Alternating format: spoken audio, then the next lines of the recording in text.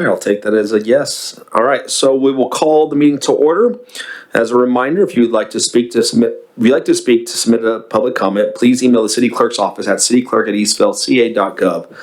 Staff will monitor emails to the extent possible during the meeting and provide comments as possible. Mark, would you please begin the roll call?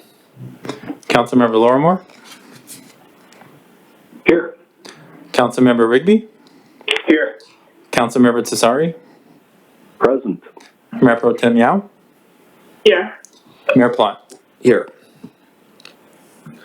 All right. There are no closed session items, so we will then be led by our invocation, which will be led by Councilmember Todd Rigby. All right. Our dear Father in heaven, we are grateful for this day that Thou hast blessed us with, for the great weather that we have, for the freedoms that we have, for the great country that we live in. Father, we're grateful for this opportunity that we have to meet together and to discuss our great city that we live in, the city of Eastville. We're so grateful for our residents, for our businesses, and for our staff, and for our first responders, and for all those that make this city so great. Father, we are grateful for this time that we have to discuss the needs and the things that matter within Eastville, that we may be able to discuss those this evening. Father, as we are faced with decisions to make, we ask that Thou will bless us all five of us, that we may be able to make the decisions that are best for our city, that we may be able to share and discuss those things that we need to, and that we may be able to listen to the information that is shared. Father, we ask a special blessing to be upon those that are affected by this COVID-19. If it be those that are sick or otherwise afflicted, or even our frontline workers that are working to help to contain this. We ask that Thou bless them with the peace and comfort that they stand in need of. We ask that Thou bless them with the rest that they need, so that they may have a clear mind, and that they may be ready to continue to fight if it is physically to continue to strengthen themselves, or if it is to continue to help others strengthen others. Father, we ask that as a community that we may be able to continue to help one another, that we may continue to be kind to each other, that we may continue to build up this great city that we have. Father, we ask a blessing to be upon our staff, that they work so hard to continue to run our city, that Thou will bless them and bless their families for their diligent work and for the things that they do for our city. Father, we ask for these things, and we do so in the name of our Savior, Jesus Christ. Amen. Thank you, Councilmember Rigby. Appreciate those kind words. We will now move to our Pledge of Allegiance, which will be led tonight by Mayor Pro Tem Yao.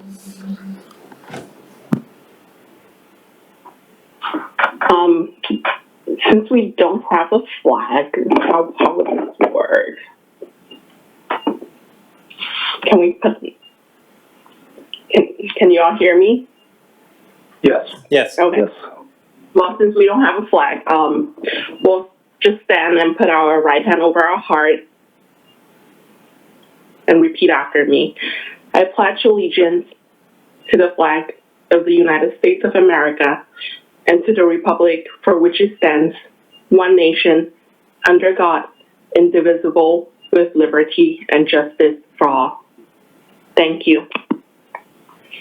Well, thank you. All right, we'll now move to item number 7, additions and revisions.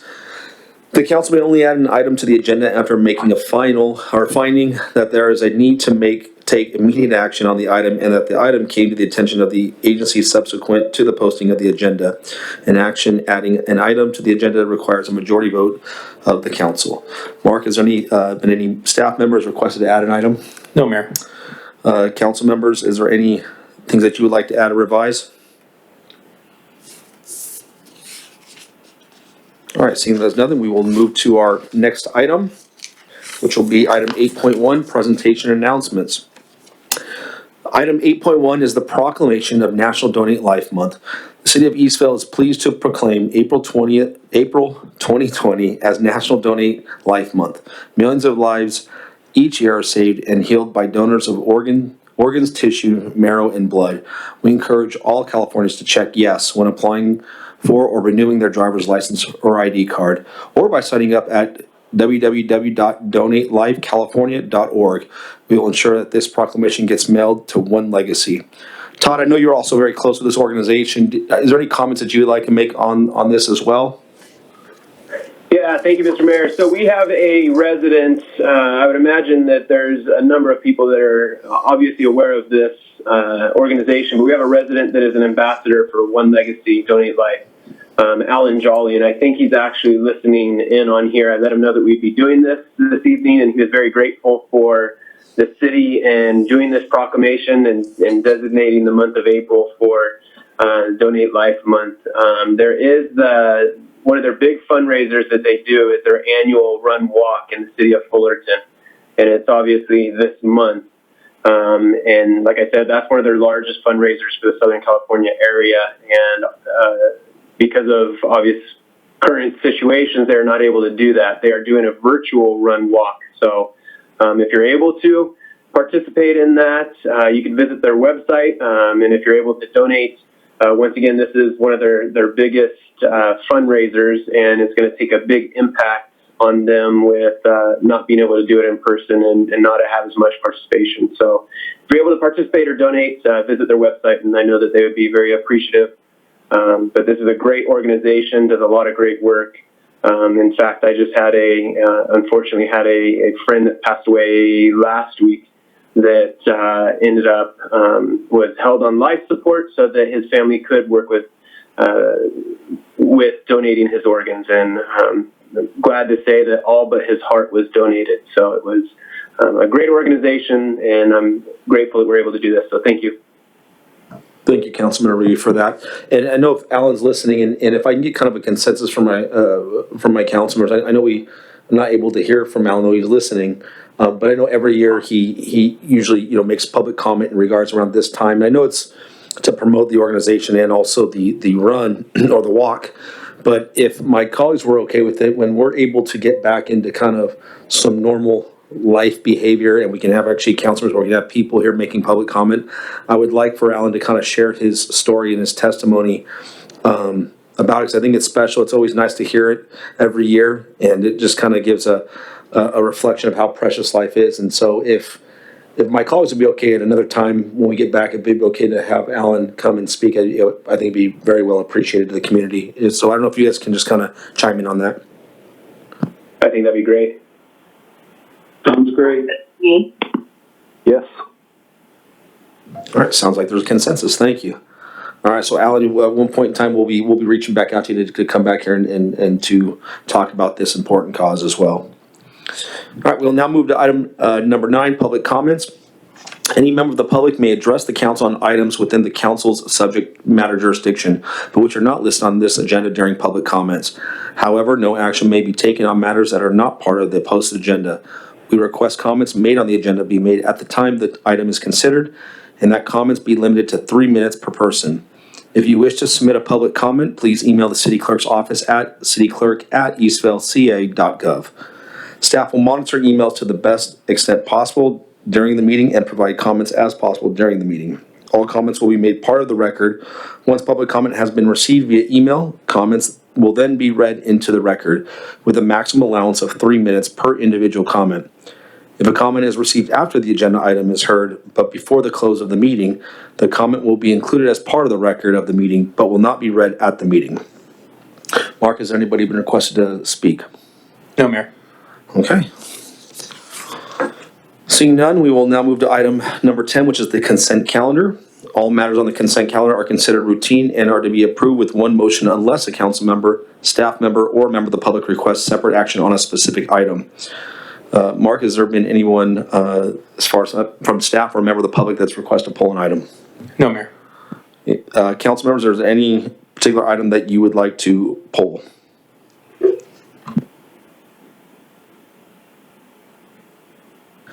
Seeing that there's none, I'd request a motion and a second. So moved. Second, Lorimer. Rigby. So we have a motion by Councilmember Lorrimore, second by Councilmember Rigby. Roll call vote. Councilmember Lorrimore? Aye. Councilmember Rigby? Yes. Councilmember Tessari? Yes. Mayor Pro Tem Yao? Yes. Mayor Plot? Yes. Motion passes 5-0. Okay, we have no public hearing, so then we all move to before I actually move to item 12.1, kind of like we did last council meeting, when we talked about whether it's a public hearing or in this case, city council business. Again, usually when we're trying to talk out of line or in order, I just kind of look at those nonverbal cues to kind of see who wants to speak. So instead of doing that, because I can't see you all, what we'll do is kind of go a format where we'll first go to a round of questions starting from what would normally be my right to my left. So it'll be starting with Council Member Lorimore, and then we'll go to Mayor Pro Tem Miao, then to Councilman Rigby, and then to Council Member Tassari. And then once we go through the round of questions, then we will deliberate for council discussion. And I'll go through 2 rounds of council discussion. So we'll go through our first round of council discussions, and then just know that I'll come around a second time to ask, so we can kind of stay on track. With that said, we will go to item 12.1, projected financial impacts of COVID-19. And this item will be presented by our city manager, Brian Jones.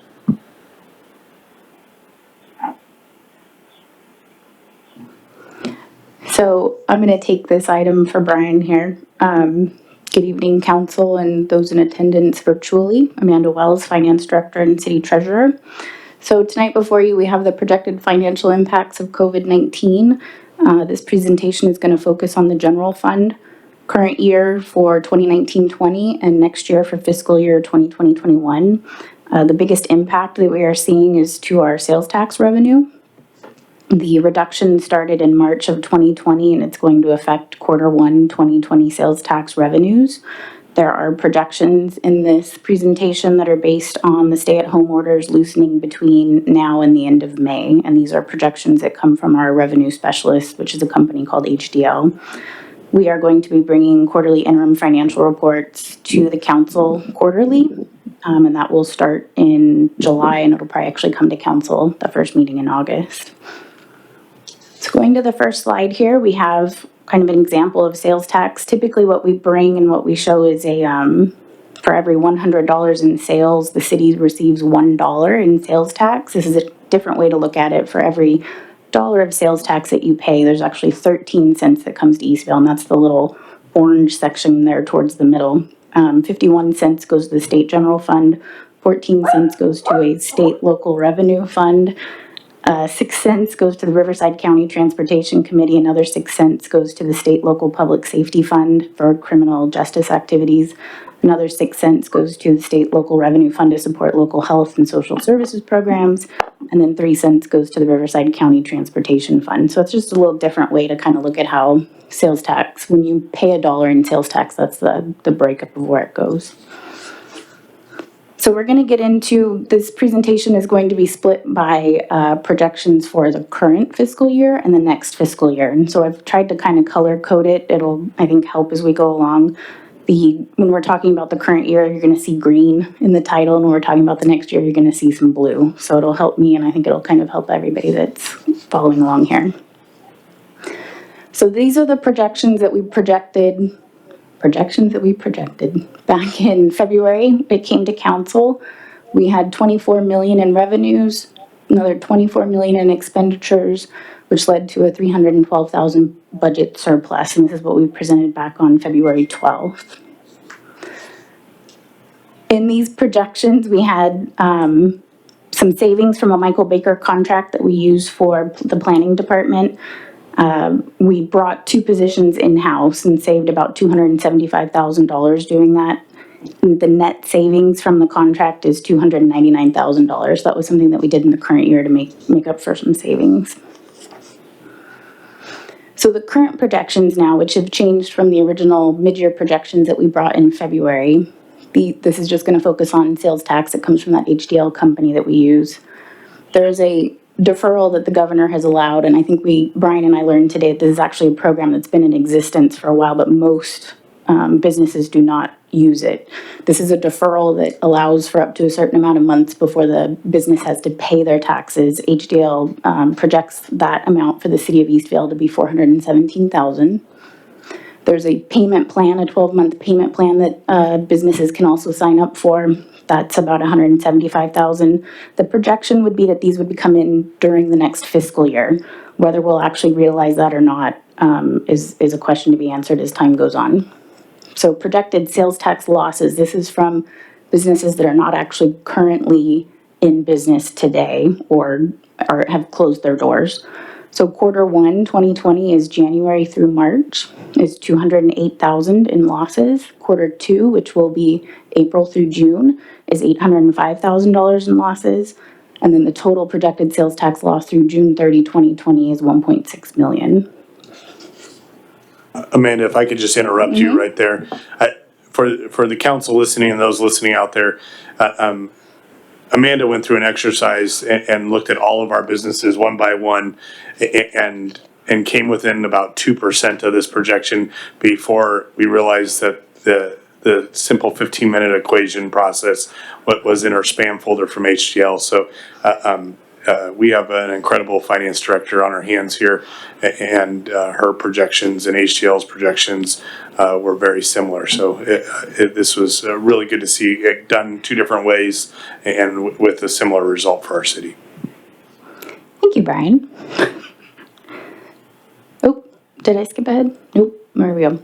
Okay, so these are now the current projections for the general fund. So this is taking in that loss that we had of 1.6 million in sales tax. So at mid-year, we were expecting a $312,000 surplus. Now we are looking at a $1.7 million deficit in the current year. If you'll notice, the expenditures went down from the mid-year projection to the current projection. When I went back and looked at the numbers in March, now we have 9 months in and reported. We have some additional contract services, and the capital outlay projections were lower than we thought they would be in January. So we have some expenditure savings. So just to also put this on note, there are some cities that are having hundreds of millions of dollars in losses in a quarter. You know, with 1.7, it's still achievable and fits within our reserves, but you know, no city was prepared for this change to happen in the last 6 weeks, and you know, so there was. However, the city of Eastvale has been very prepared with strong reserves. So unlike some cities that are now having cash problems, we still have the ability to pay our bills and process things because we have been fiscally conservative. So that leads us into where our reserves actually stand today. So we're going to look at where we were at mid-year and where we are now. So at mid-year, the 50%, we've seen this slide a couple times, so our revenues are over there on the left, expenditures are right next to the revenue column. Then that first, or the third column there, that's kind of that greeny color with the arrow pointed at it, that's the 50% operational reserve that's policy directed by the council. So that is 50% of whatever our expenditures are in any given year. Then this far right column is our unrestricted reserves. Oops, I went ahead too fast. Right now, or at mid-year, that stood at 10.7 million. In the current year, we are projected to be at 7.9 million. So we are using some reserves unless we continue to cut expenditures. I'm highlighting with that green squiggle there. I'm sure that has an official name. We are not touching any of those columns. We are not touching the emergency contingency. We are not touching the civic center and library reserve, pension alternatives, or public rate safety stabilization. This is just eating away at the unrestricted reserves. So now we're going to get into the next budget year with general fund projections. So this is a little updated graph of all of our current departments that we have. Law enforcement is 49% of our general fund.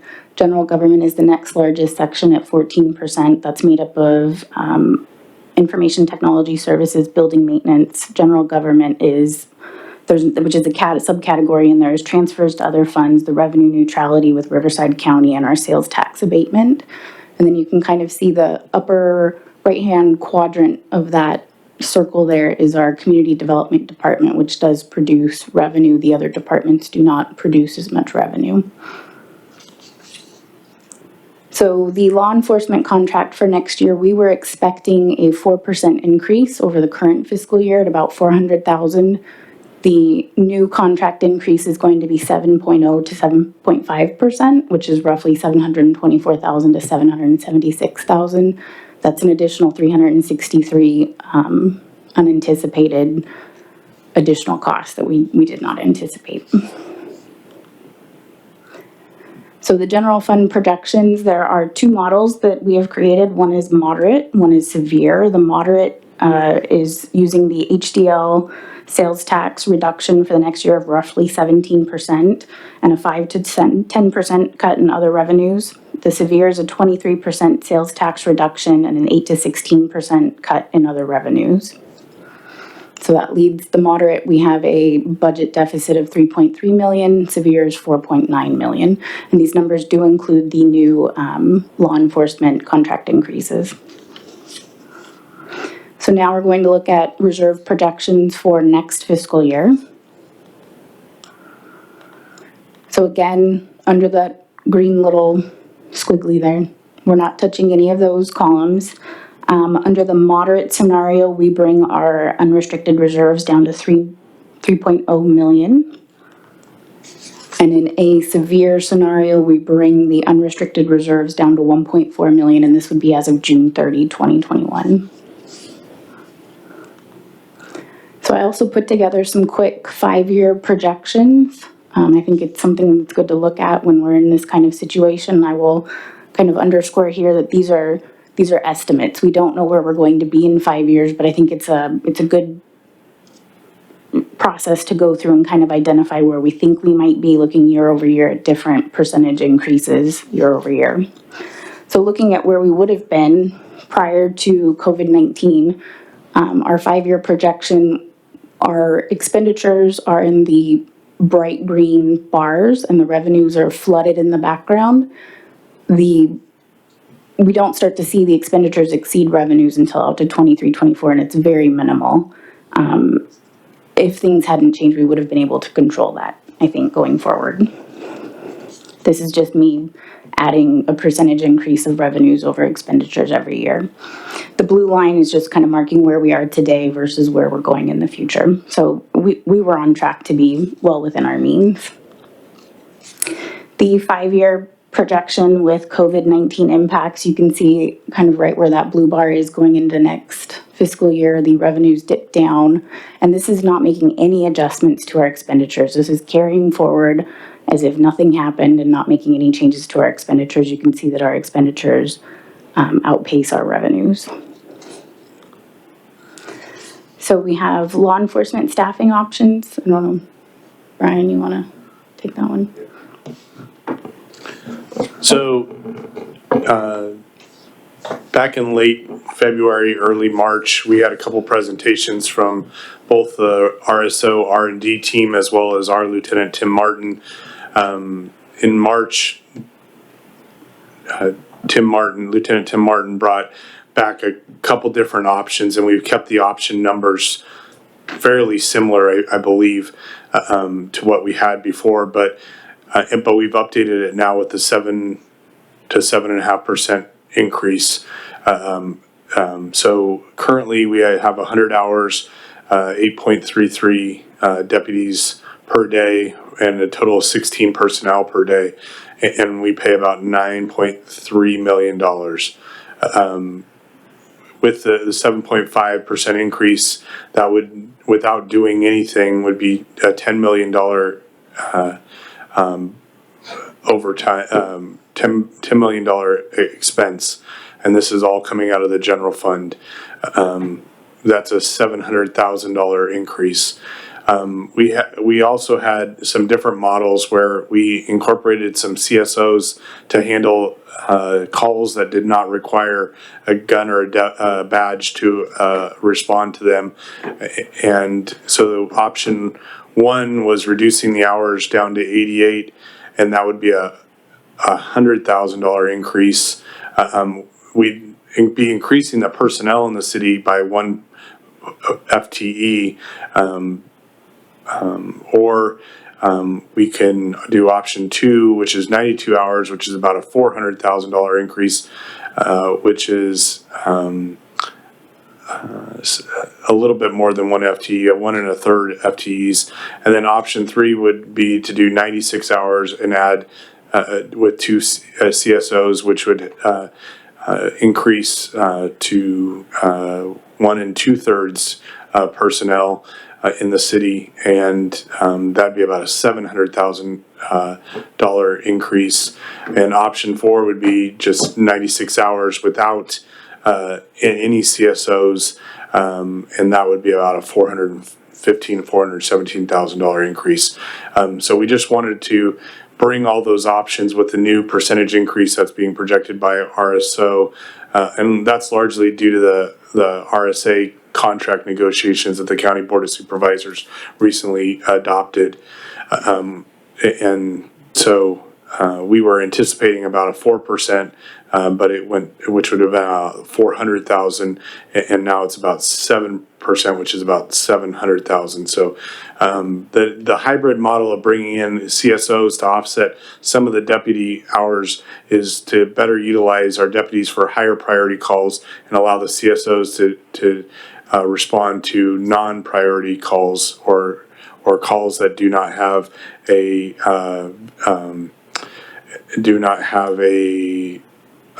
what's the word?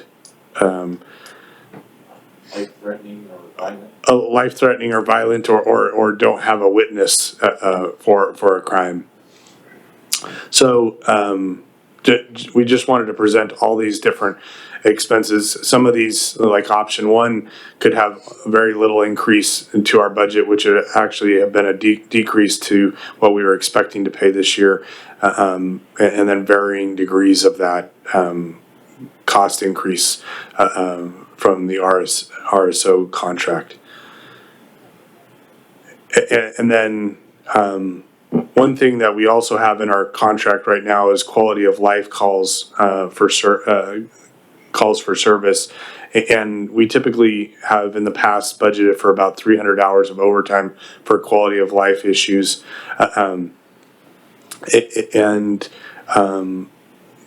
these are loud music, large parties, drinking in public, panhandling, graffiti, vandalism, trespassing, and these can be focused quality of life service calls. And the next slide talks about, for every $300,000 increase, it's about a $20,000 to $25,000 increase for every 300 hours. And this might be a way, if we go with option 1 or 2 or 3 or 4, to add some costs in there and give our lieutenant a little bit of more flexibility for responses and focused efforts if we reduce the number of guns and badges without reducing the number of personnel in the city. So that is something for us to consider as well. So we appreciate Lieutenant Martin providing some creative ways to continue to provide the high quality service to keep our city as safe as possible. Thank you. So these are some general fund options that we've come up with to find savings within the general fund. We have service and program cuts. Personnel, we can try to find salary savings, budget for actual cost, top step versus actual step plus 5%. We've been traditionally budgeting at top step, which eats up about $1 million in budget. No merit increases for all employees, reduced travel and training, tuition reimbursement, professional development, negotiate contract staff savings and reductions, negotiate professional services contract savings and reductions, utilizing the law enforcement hybrid staffing model that was just presented, evaluate general fund CIP projects and maintenance contracts. We typically also budget a $500,000 contingency, which is built into the budget right now. This is really built in as so that if something were to happen, we have already balanced the budget on $500,000. So we're okay if something that's $500,000 goes wrong, but maybe in today's economy, in today's world, maybe budgeting $500,000 for something that that may or may not happen. We haven't used it in the current year, may not be a prudent decision. And then also the use of reserves to cover some of the budget shortfall.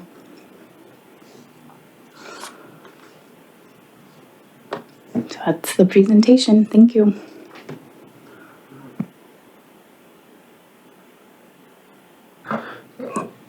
Thank you for that presentation, Amanda and Brian. We appreciate that. Let me actually get my notes here.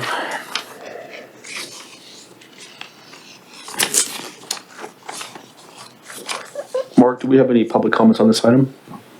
No, Mayor. Okay. With that said, we'll turn to council for any questions for Brian and or Amanda, and we will start with Councilmember Lorimore. All right. Thank you guys for the presentation. Very thorough. I'm always appreciative of the multicolor dollar bill. Breaking it down, it's always a good reminder. So thank you for doing that. Some of those projections, for instance, on slide 20, that is absolutely of concern. And I truly appreciate slide 26, where city staff is looking at the evaluating different cost savings. That's going to be, well, it's something that we need to do. I think all options need to be on the table. We need to be prudent with the tax dollars and how they're spent during uncertain times. And we are absolutely in uncertain times. In relation to slide 22, and that had to do with the law enforcement options and number of personnel, I think that it's very important, and I'm appreciative of our chief or our lieutenant going through and putting together these numbers in concert with city staff to give a better, where we looked strictly before at number of patrol hours, which it was a metric that was useful, but I think that this actually helps a lot more. Specifically, if we look at the total number of personnel in the city in any given day, I think that is where we need to focus our attention, given particularly the issue related to better allocation of resources and actually having more personnel in the city. I think that's an absolute win. Having more black and whites in town flying the flag, I think alone keeps crime to a minimum, keeping it knowing that there are officers around. They don't know if that officer is a deputy or a CSO necessarily when the car is driving by.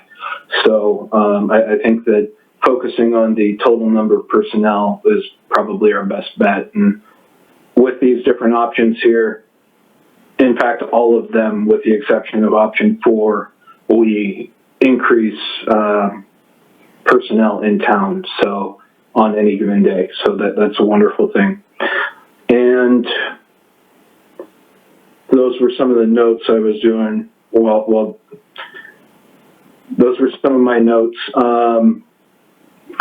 I do want to say none of this is easy. The different options that on slide 26 that city staff presented, but it is something that we need to look at. It's happening not just in our city, but everywhere. Personally, I just was furloughed this morning from my job. And so times are uncertain, and we need to truly take a look at all these different options. And it's painful and unfortunate, but we need to keep the city in good shape. And that's what we're going to do tonight. So I appreciate you hearing my comments. Thank you. Thank you, Councilmember Lorimore, for those comments. Mayor Pro Tem Young. Thank you, Mayor. Can we go to slide 22, please?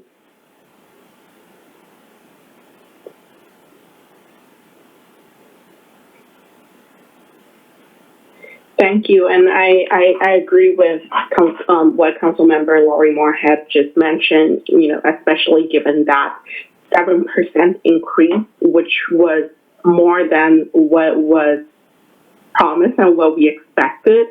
And given that it takes up nearly half of our budget, I think option 1 or 2 are probably the best options, given that we are also increasing the total number of personnel while still saving us some money. So, and thank you to Lieutenant Martin for this proposal. I really appreciate that our city staff and our partnering agencies are all coming together during this challenging and critical time to make sure that, you know, we're coming up with creative solutions to save some money here and there, to make sure that we're still fiscally responsible while still ensuring that we're delivering quality services. So I am in favor of either option 1 or 2, and I would love to hear from other council members as well. So that's where I'm at. Thank you, Mayor Pro Tem Miao. I will now move to Councilmember Rigby. Thank you, Mr. Mayor, and thank you for the presentation. Thank you, Amanda, for all that you've done on this. And since we're on this slide, I'll start off with this, just to echo the comments of my colleagues.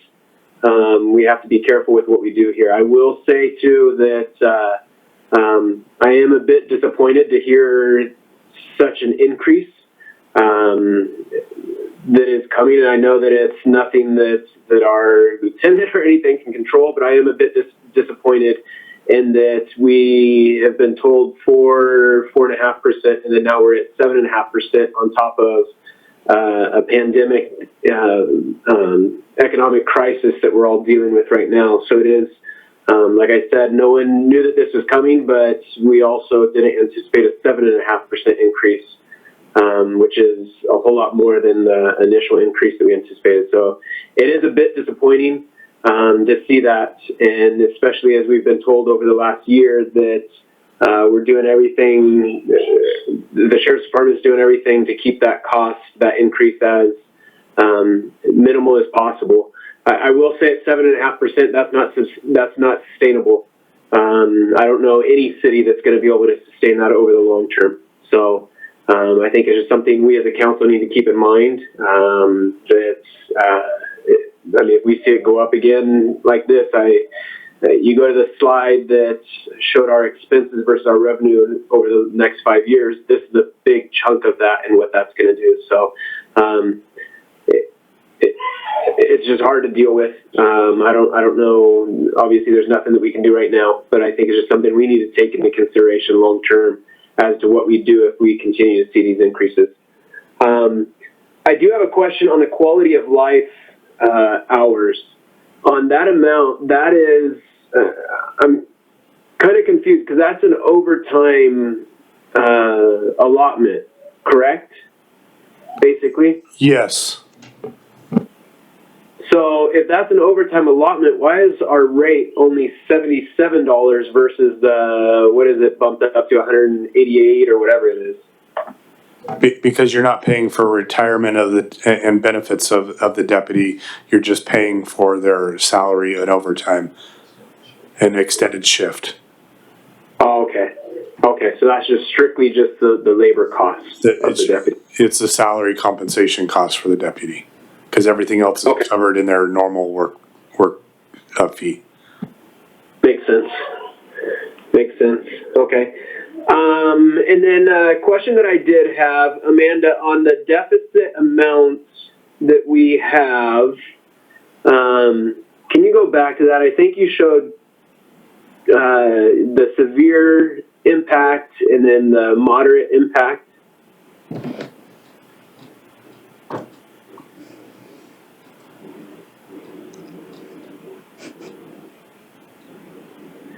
Right there, yeah. So right now we're looking at a moderate of $3.3 million deficit then.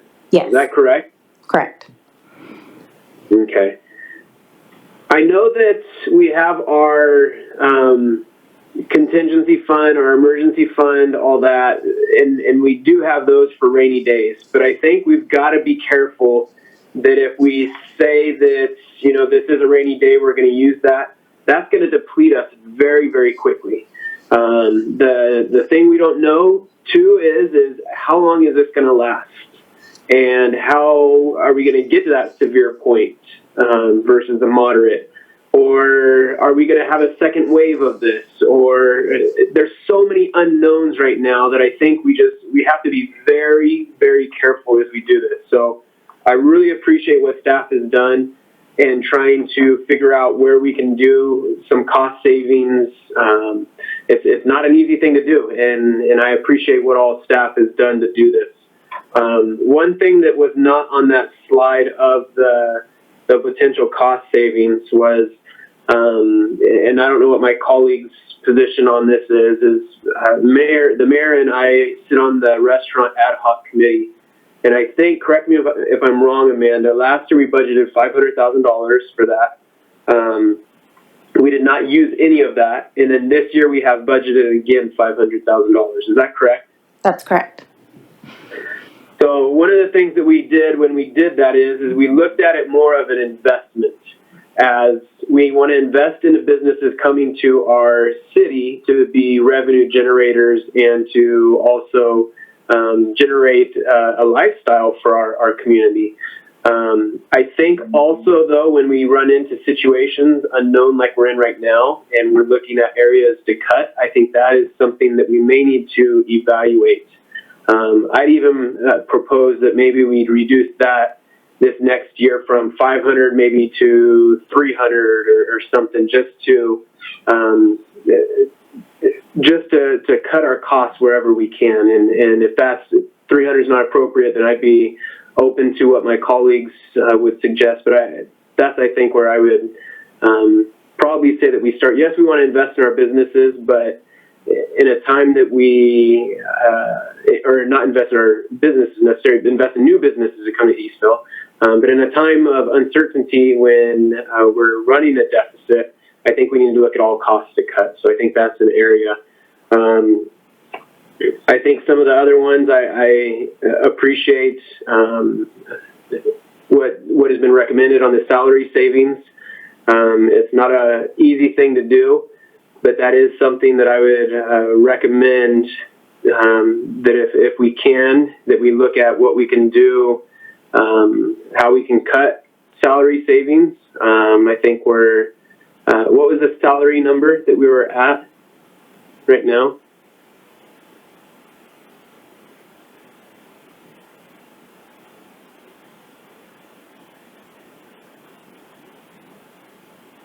Amanda, did you get that? I guess I'm not quite sure what the question is, if you can repeat that. I think a slide or two before there was a number for salary expenditures. Oh. I know I don't know if you're referring to the Michael Baker contract, when we brought that in-house and we had some salary savings by bringing those positions in-house from contract. Well, I think that's part of it. Though. I think our total salary expenditure, what is that right now? I believe it's 2.6 million. 2.6 million. Salaries and benefits. I don't think it's on any of these slides. Okay. So I don't know. I think if I don't want to be extreme, but I think if there's a number that we can look at, if there's a way that we can reduce that, as well as look at if there's any cost savings with negotiating some of our contracts, or if there's cost savings with bringing some of those contract employees in-house versus continuing their contracts where they're at. I think whatever we can do salary savings wise is something that we have to explore and we have to look at. And I know that that's a tough thing to do, but I think it's something that is needed. And I think that's all I have right now, and I'll wait and hear what Mr. Joe has to say. Thank you, Councilor Ruby, for those comments as well. it's passed on to you, Councilmember Tesari. Thank you, Mr. Mayor. Yeah, I would echo what my colleagues have said. I know Brian mentioned guns and badges. That's one area where I would definitely not support reducing the number of uniformed personnel. I think based on the situation we're in now, it not only presents a financial problem, it's presenting a crime problem. All of these people getting released under the circumstances that are present at the moment, we are going to need as many deputies on the streets as we can afford. So I would favor a balanced approach, which means don't cut any, but don't add any. This looked a lot more promising before this virus hit. And the projections look pretty good. I thought we were going to be able to actually add some personnel. And I would also favor the balance of utilizing some of our reserves, which is why we put the money aside, and in conjunction with taking a bite out of each of those recommended cost savings measures. So I would like to see a little bit of all of that. So that would be, we don't know how long this is going to last. So I think if we're going to have to chip away at our reserve. Obviously, we don't want to take a huge chunk of it by making up all of the projected deficit. So we should take a small portion of it and also cut into, those, what we're setting aside for the payroll budget, as well as the other measures that were on there. I don't have the slides not up, obviously, so, but, we can take a little portion of a little bite out of each of those and, come up with a number that's going to put us in balance. So that's all I have, Mr. Mayor. I appreciate it. Thank you, Councilmember Desari. Councilmember Desari, I actually have one question, just because I was trying to kind of interpret what you were saying in regards to the public safety options. If there was an option you were going to look at, what option would it be? I would want to maintain the status quo. We're going to have to eat the increase, but we can't afford to cut personnel. I mean, we can afford, but we can't afford it as a community as far as public safety is concerned. So I would want to remain at the status quo. We got to keep as many guns and badges on the streets. I think we're going to see a pretty steep incline in our crime stats. And that's the only way we're going to be able to combat it. We got to make the city inhospitable to the, I don't want to say undesirables, but they are undesirable, but to people that are going to victimize residents. So as far as the actual option, are you talking about the option? Yeah, I would say. I guess which option? The one that has the $700,000 increase, or the option one, which is $100,000? Because the status, I guess if we're adding personnel, are we talking about status quo for patrol deputies, or are we talking about status quo for personnel? Well, we're at our current rate with the 100 hours, right, is $9.3 million. With the increase that is going to be forced on us that we don't have a choice in, it's going to go up to just over 10. Now, where we cut in there, I don't want to take any deputies off the street. I know the CSOs help out, but in those, what was the list of offenses that was listed earlier? I know it was about vandalism and, That was for quality of life. disturbances. Yeah, our quality of life. No, That quality of Councilmember, sorry, the quality of life are patrolled by deputies. The CSOs handle different crimes. So yeah, and that's what I was going to bring up. I was going to say none of those are affected by CSOs. All of those are going to increase. So we have to look at. I can't support 1, 2. Going down with the number of patrol deputies unless the number of units is available. So maybe Lieutenant Martin can explain this. If the hours were to go down with option 1, so technically our hours are down, does that mean we're going to have less cars on the streets?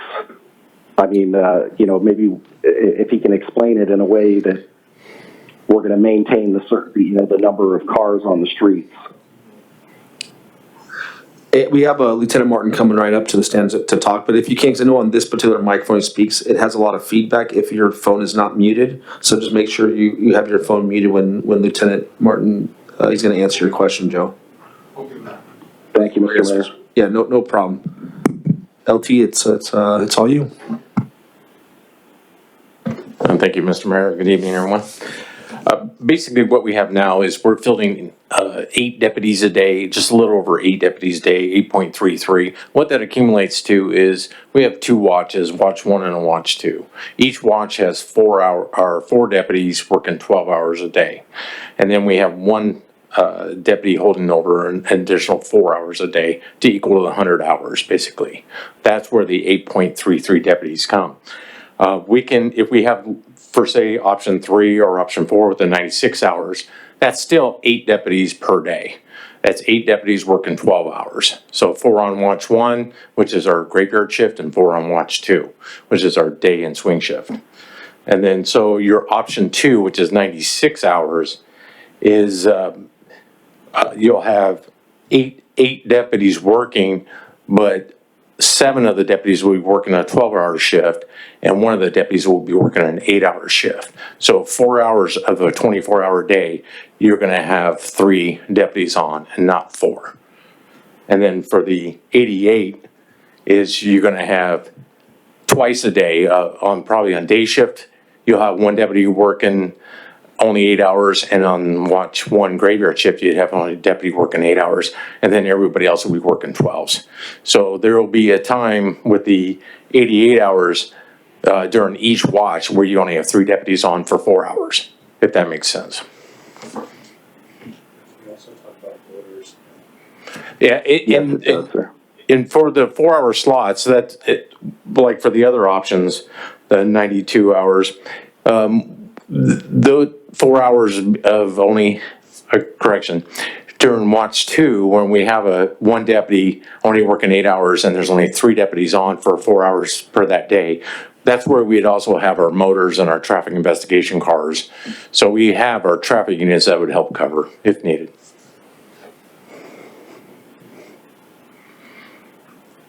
Got it. Thank you, sir. Any other questions for Lieutenant Martin? I have a quick question. This is Todd. Lieutenant Martin, so when you have those deputies that are on, say if we went with option 1 or option 2, there's not as many patrol deputies, but now you have 2 CSOs that are assigned to patrol. So they'll be within the city for the most part also, correct? That is correct. So going back to what Councilmember Tsari was saying about vehicles and visibility within the city, we would actually increase our visibility within the city with option 1 or option 2. And the other thing with that, correct me if I'm wrong, is having those CSOs would help to make the patrol deputies more efficient. They wouldn't have to handle and stand by for towing of vehicles or for collecting found property or even transporting property or different things like that. They would help to make the deputies more efficient in their time that they're actually out patrolling. That is correct. They would be concentrating on violent crimes and violent criminals. Okay. Thank you. Any other additional questions? Okay, thank you, council members. Yeah, we'll go back for any further additional comments, but I have no question this time, but since we all kind of made comments, I'll add to kind of what was said and maybe hopefully maybe add more, but, yeah, thank you for the presentation. There's definitely a lot of difficult choices that were very unexpected today. This morning, I was on a call with all the mayors of Western Riverside County and with Aaron Sassy from the league. And yeah, there are some cities that are faced with really difficult, challenging situations. One of the things that we are doing is we're creating a coalition to have one voice in Western Riverside County, because so far in all the plans that has been before the state, there really hasn't been a plan yet to help local governments and getting funding and getting aid for this at the moment. So we are working on that to hopefully get additional aid into our region and hopefully in particular for our city as well. So just kind of on that note, I wanted to add to that. So hopefully we can be able to see something coming at some point in time during this, whenever that is.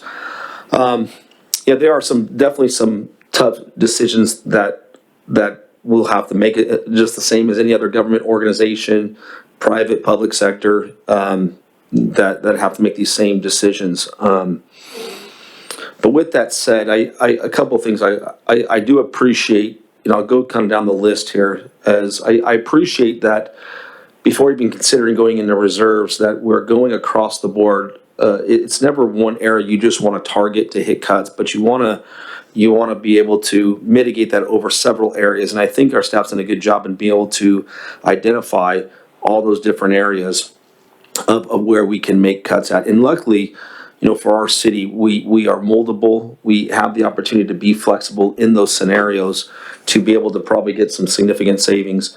I do appreciate, several months ago, probably about 2 months ago, with Lieutenant Martin and the RSO staff coming together with the creating better efficiencies for our public safety and being able to find where there was deficiencies at, and that was in our patrol officers really doing work that wasn't necessarily had to be done for patrol-related incidences. More or less that could be done by CSOs, and I appreciate that, because in this time it may come into play where that plays a huge role in how we hit this deficit.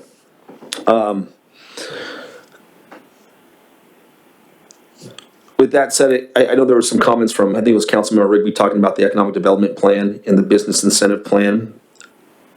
I think with that plan, I want to talk about just for one moment is, we budgeted $500,000, haven't used a single thing of it, but it has generated a ton of buzz. And I mean a ton of buzz. We have had an influx of restaurants that have had signed lease agreements, signed LOIs, part of which because of the incentive program. And it may not even be that they're eligible for it, regardless of not they're coming in. And I've been in talks with several of the ownerships and proprietors of these restaurants, and they have also assured confidence that at one point or another they will be coming into Eastvale. With that said, I agree with Councilmember Rigby that we probably need to look at lowering those costs, whether it's from $200,000 to $300,000, as Councilman Rigby was suggesting.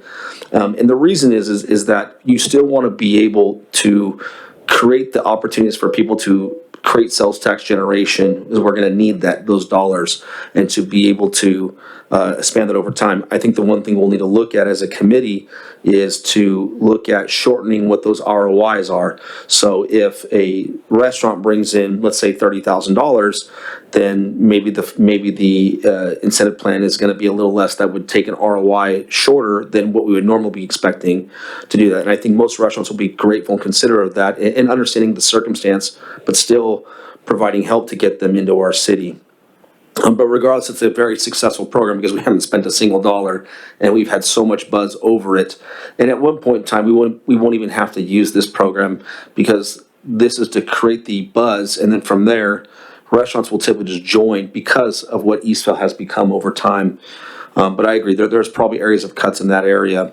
The other area that we've talked about for quite some time is the contract staff versus city staff costs, and that contract staff is typically, well, not typically, it's pretty much always more expensive to go through contract staff than it is city staff. And what it is also, you're able to grow and sustain your own organic talent and create that sustainability, where contract staff can come and go, have different people. So it's hard to have that culture or that uniqueness there that you can create. With that said, I think staff needs to start considering getting positions that are revenue-generated positions from contract staff. And what I mean by that is, it could be a permit tech or something that would generate revenue in the city, but taking that from those contract staffing area into our city staff and then and create the savings at that point. So staff members that create revenue or generate revenue, that would be my kind of direction to staff. And I'll have our council members respond to that as well and see if they're kind of in agreement or not with that. But I think that's an area we need to, where we could save quite a bit of money, is deferring again the contract staff to city staff. And I won't go too much in details. I'll allow staff to kind of be flexible with that direction. But there's definitely savings that can be there, as was when we switched over our city engineer services to our community development director, where there was nearly about a $300,000 savings just by doing that. And with that, our probably service levels have probably increased due to that as well. Just having in-house people and creating that culture. The other area, which is probably the most difficult to discuss, is, we have some of the best talent at City Hall, and I've seen that before my own eyes, and I know my colleagues have seen that as well. It's hard to make choices in this time to weather the storm. As sitting down with some of our staff members, it looks like there could be over, a $600,000 savings just from salaries alone. And so we need to start considering, having to do the tough word, which is a layoff, right? And again, this will be not giving any specific direction as to what that will be. That's for staff to come up and find ways to cut costs. And those are difficult decisions that everyone across the globe is having to make, and whether it's layoffs or furloughs, as a council member, Lormore has hit the news that he had received as well. It's coming across the board, and as a city, we have to make those tough decisions. So I think in those areas, Brian and staff, we're going to have to come up with stuff that we will have to do in order to cut some of those salary costs down. Obviously, the merit increases, all those different things as well, can be an opportunity to save money.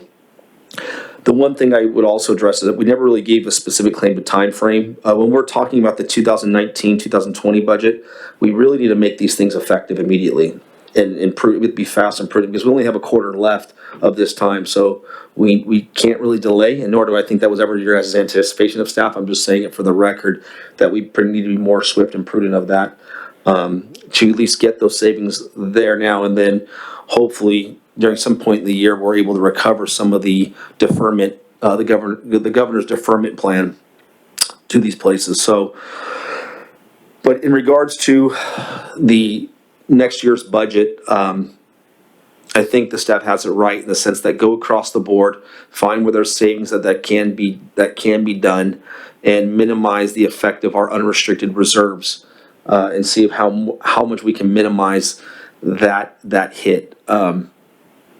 So that's kind of my comments at this time. I might have some later, but I'll go back to our council members for a second round of either questions or comments, and we'll kind of go from there. So I'll return the microphone per se to Councilmember Lormore if there's any additional comments or questions.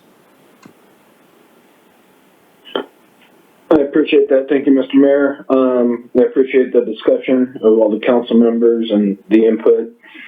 If we could please go back to slide 22 on the law enforcement options.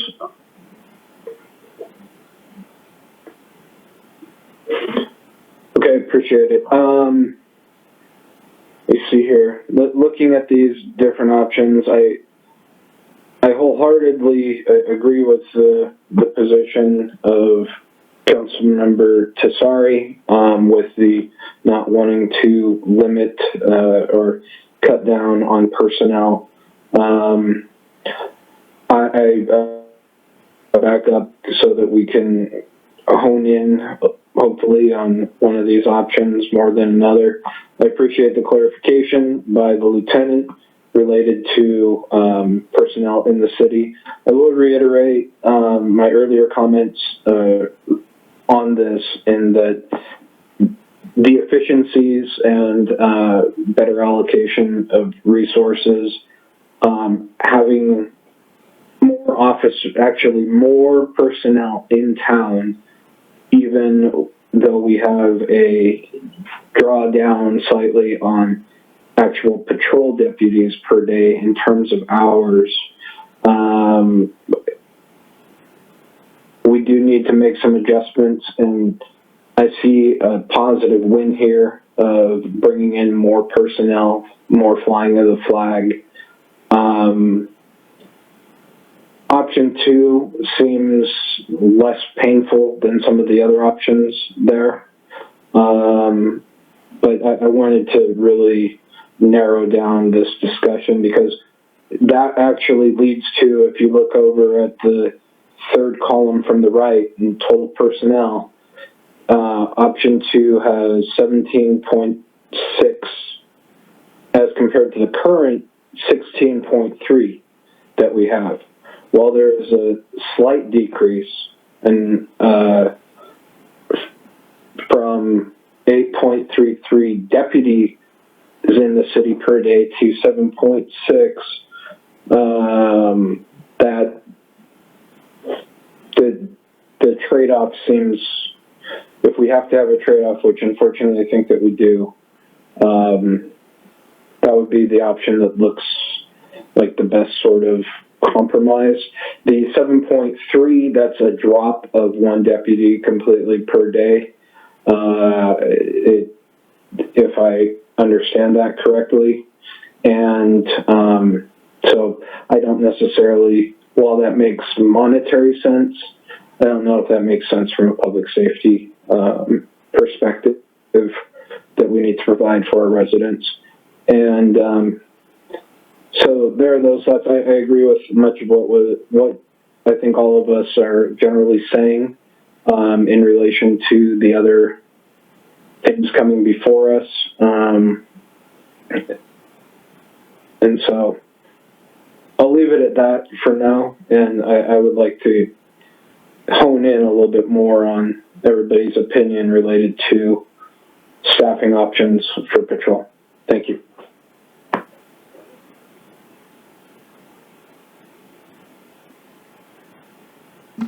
Thank you for that, Mayor Pro Tem Yao. I agree. I am leaning towards option 2 as well, similarly to Councilmember Lori Moore. But I do want to reemphasize that this proposal, like, we have been talking about this for a few months now, even pre-COVID-19, before all these had happened, before we're in this situation, and this was actually this was actually prepared and presented to us by the lieutenant. So this did not, how should I phrase this? So it's unfortunate that we're in this situation, but I also want to remind everyone that it's not necessarily a bad. It's not necessarily a negative thing that we are in fact increasing our total number of personnel, and it's something that we've been talking about for a few months now. But with that being said, I know I really emphasized on this slide earlier during my comments, but going back to slide 26, just like what Mayor Plott had mentioned, unfortunately, we are going to have to cut costs across different areas, and that would include staff, that would include, incentives for new restaurants. I am not in favor of giving them the full amount or anywhere close to that. We are going to have to reduce that amount, and we are going to have to renegotiate or negotiate for a better rate through our professional services. So we have to really be creative about ways that we're going to reduce our budget and to cut costs and to be fiscally responsible. So again, I really, really want to emphasize that we're not targeting public safety or anything like that. This has been an ongoing conversation for a few months now, and we have been looking at ways to increase the number of CSOs while making sure that we are still delivering quality services. So I am leaning towards option 2. Thank you, Mayor. Yeah, thank you for that. Councilmember Rigby. Thank you, Mr. Mayor. So once again, while we're on this slide, I'll give my thoughts on this. I agree that we need to be careful with public safety. We have always put public safety as our top priority, make sure our city is safe, so that we can protect our residents, businesses, and visitors. But we just got to be cautious of this. At what expense are we doing this, and are we overdoing this? I don't think there's necessarily a thing of necessarily overdoing it. I always go back to what Captain Hedge said, that he will never be happy, even though he's retired now. He's probably happier than he's ever been, but he said he'll never be happy with crime unless it gets to 0. And he knows that crime will never get to 0. So his goal is always to continue to work on crime suppression. With that being said, we as a city have invested a tremendous amount into our public safety, not just our law enforcement, but into our public safety as a whole. If that be our license plate reading cameras, if that be our speed signs around schools, if that be the speed trailers that we just bought, if that be our neighborhood watch program that our community has embraced, all those investments that we have done within our public safety within the city. So I think we've got to take that into consideration too, of looking at what is happening. I know that, as Councilmember Testari mentioned, that things can possibly get worse with no bail that's happening right now, basically the cite and release kind of thing that's happening.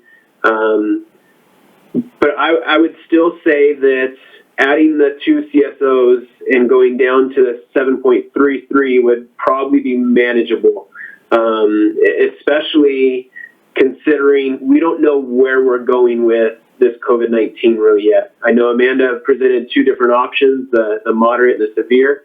What happens if we get to that severe point and we just increased our law enforcement? I would propose that we do option 1, and that at mid-year, or if need be before, if we see crime start to go up, then we look at option number 2. But we've invested a ton into our public safety, and I think with utilizing those CSOs properly, and I know that Lieutenant Martin will do a great job with that, with utilizing those CSOs properly, I know that that's going to make those patrol deputies a lot more efficient with the things that they can handle. And I think it goes back to what Councilmember Lorimore said at the very beginning regarding this, is let's not get stuck on one individual column, except that column that has total number of personnel. That's what we want. We want to increase the total presence of personnel in the city. And I think with option number 1, considering the circumstances and considering we can always revise this as we go at mid-year, I think option 1 would be the smart way to go, and we see what happens and see if we need to increase our law enforcement investments as we go throughout the year. I just think we've done a great job in investing in our public safety before this has happened, with all the different investments that we've done. We've added the motor officer, the additional motor officer. I mean, there's numerous investments that we've done in our public safety. So I would propose option number 1, and that we revisit it mid-year and see if we need to bump it up to option number 2 or option 3, or if we need to modify those, or what we need to do. The other thing, I don't mean to reiterate about the whole cost savings of salaries and all that, but looking at, if you can go to the moderate and severe slide, I forget what number that was. Mayor Pro Tem Yao and Councilmember Lorimore were a lot better with knowing the slide number, so I apologize. That one there. So we look at that 3.3, that's just on the moderate side. We don't know how long some of these businesses are going to be closed, and we also don't know what's going to happen when they open back up. if it's going to be a long road to recovery, if it's going to be a little quicker, what it's going to be. So we don't know if we're going to get to that severe. But with that being said, I think, and I hate to really put anything, a specific number out there, but I think I personally don't feel comfortable spending 3.3 of our contingency funds for our budget this year. That, like I said, that'll deplete them very quickly if it is 3.3. If we get closer to that 5, I mean that's a scary thing to think about. Especially we don't know how long this is going to last, or if it's just going to be one wave or two waves, or what's going to happen. So I'd hate to put a number, but I think we need to look at least chopping off, and I know it sounds extreme, but at least $1 million off of that. If that's between the restaurant fund, if that's between salary savings, contract negotiations. But I think it's got to be at least $1 million that we look at saving, because like I said, just on the moderate side, 3.3 is a scary number for us to dip into our reserves, and we don't know again how long this is going to be, or the ultimate effect of how it's going to be. So I know it's a large task, and it's tough, and I know that it's hard for staff and hard for specifically Brian and Amanda to look at that, but I know and we trust that you'll roll up your sleeves along with all the other staff members and see what we can do to cut our costs overall. But I think ideally that would be, and again, I know it is a large number, but I think that's kind of on the minimum side that we need to look at cutting is roughly $1 million. Thank you, Councilman Rigby. And just to add to your comments, you had mentioned about public safety and all the investments we made. The one thing, I'm sure you would have said it anyways, but we also added 10 patrol hours a couple years back, but we didn't actually pay that or get that actual 10 hours till I might have been the beginning of this budget year. So that 10 hours actually went in effect more or less this year. So that's another addition. And I'm not that you would have forgot to mention it, but I know you're very much aware of that. But I figured I'd add to your argument. Yeah, thank you. Councilmember Tessari. Thank you, Mr. Mayor. Can we go back to the sheriff's slide?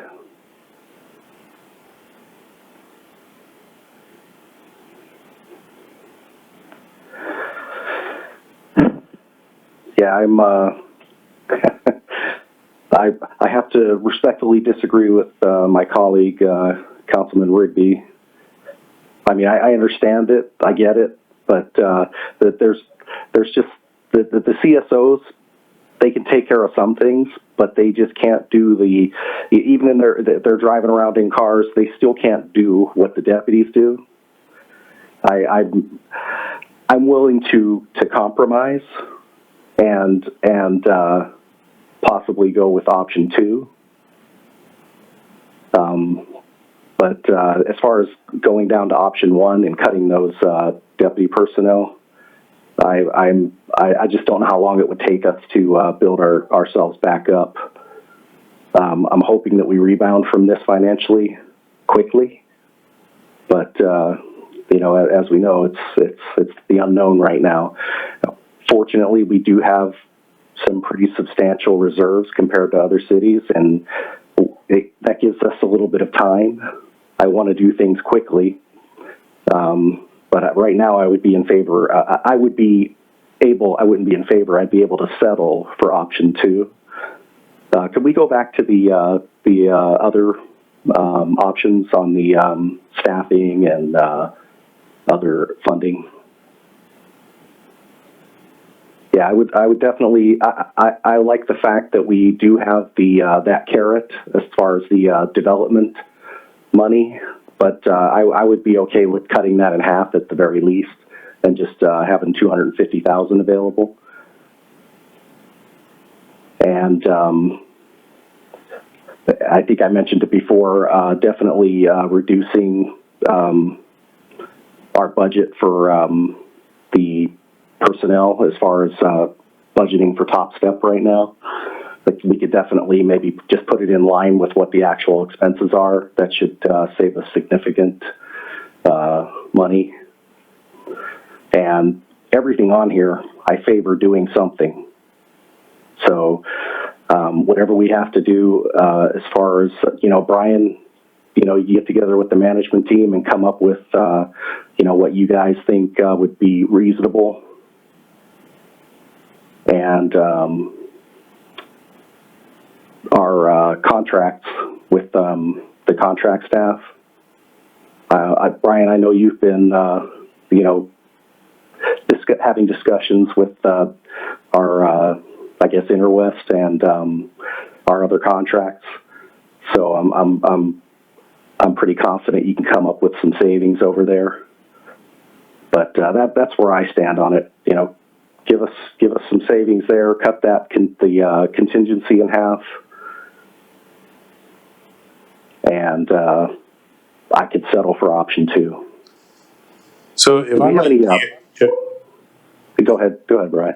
if I might be able to just jump in a moment, it sounds like we have a portion of council with option 1 and a portion of council with potentially option 2.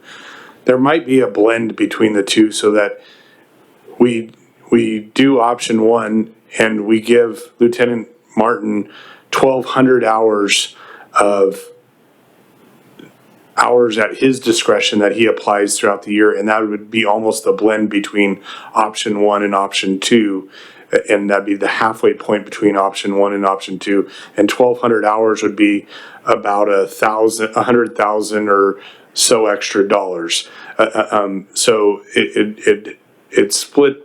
And you could even go up to 1,500 hours or something for him, which would be $125,000 in that he could keep on a deputy for a 12-hour shift on certain days or not, but he doesn't have to have 96 hours on every single day or 92 hours on every single day or whatever option 2 was. And it gives him the discretion to use those hours where he needs them best throughout the week or throughout the day.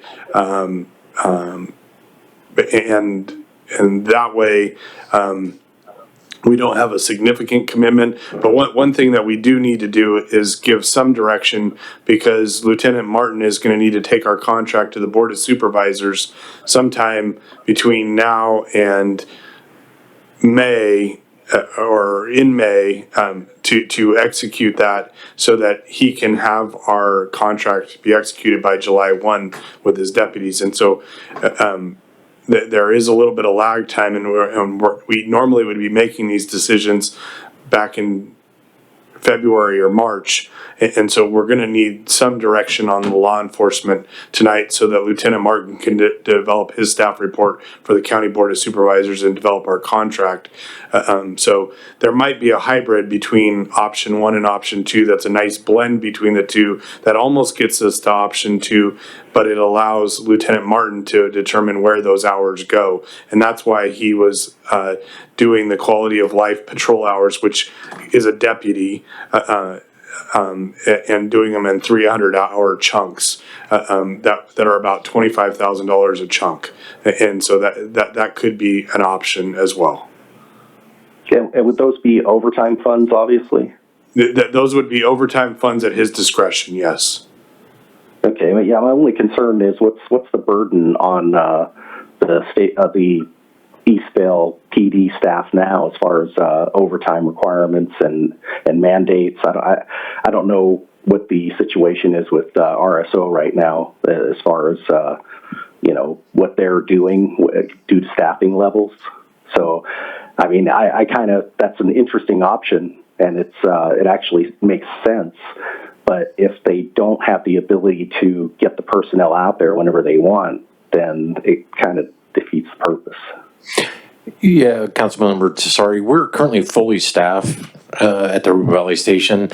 So our overtime is easily filled right now, but that could change throughout the year.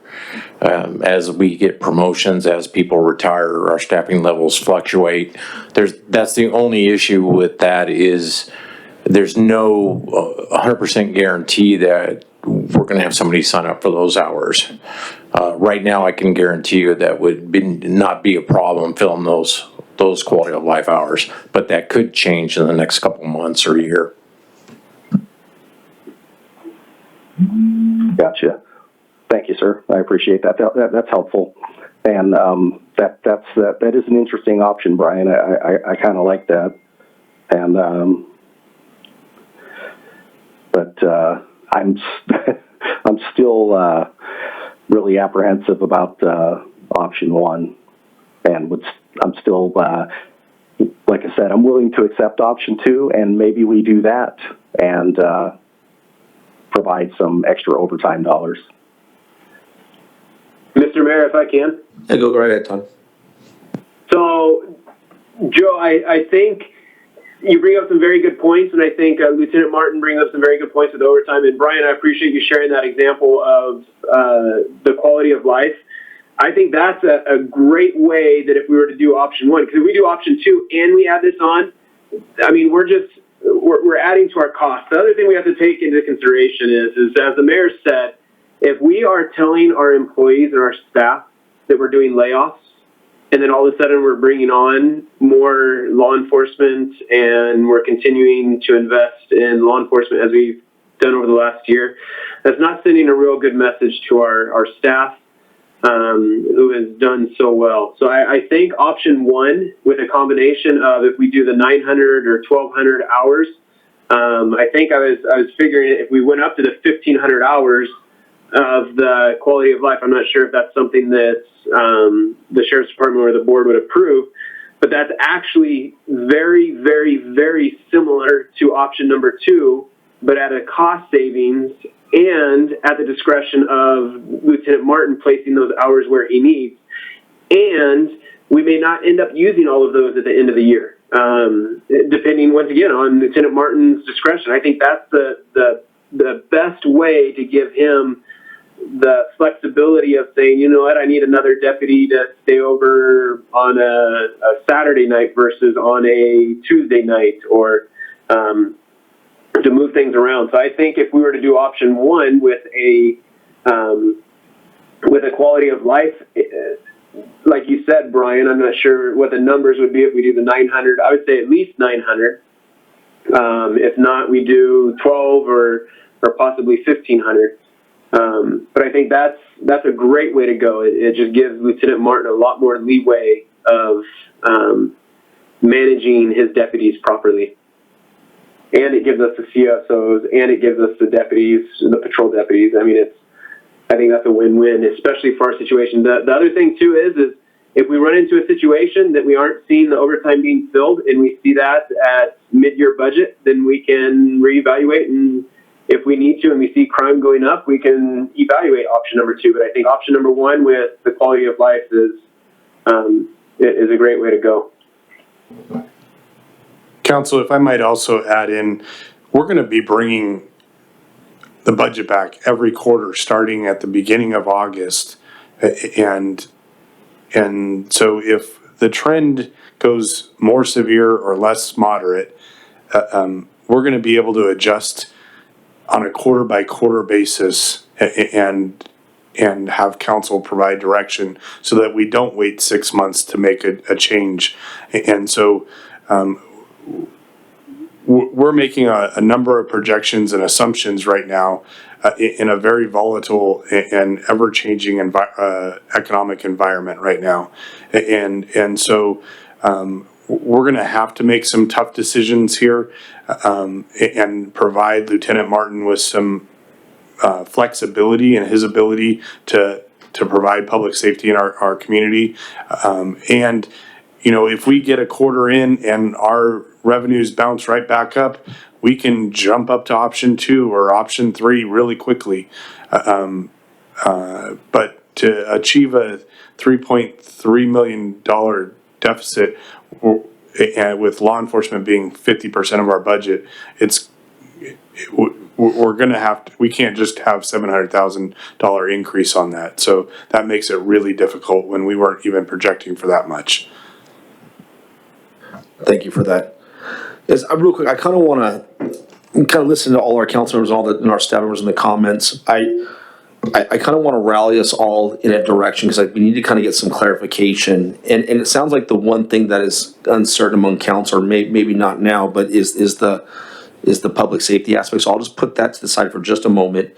and kind of talk about things that I need us to kind of have direction to the staff on is, and I'll first talk about the contract staff versus city staff.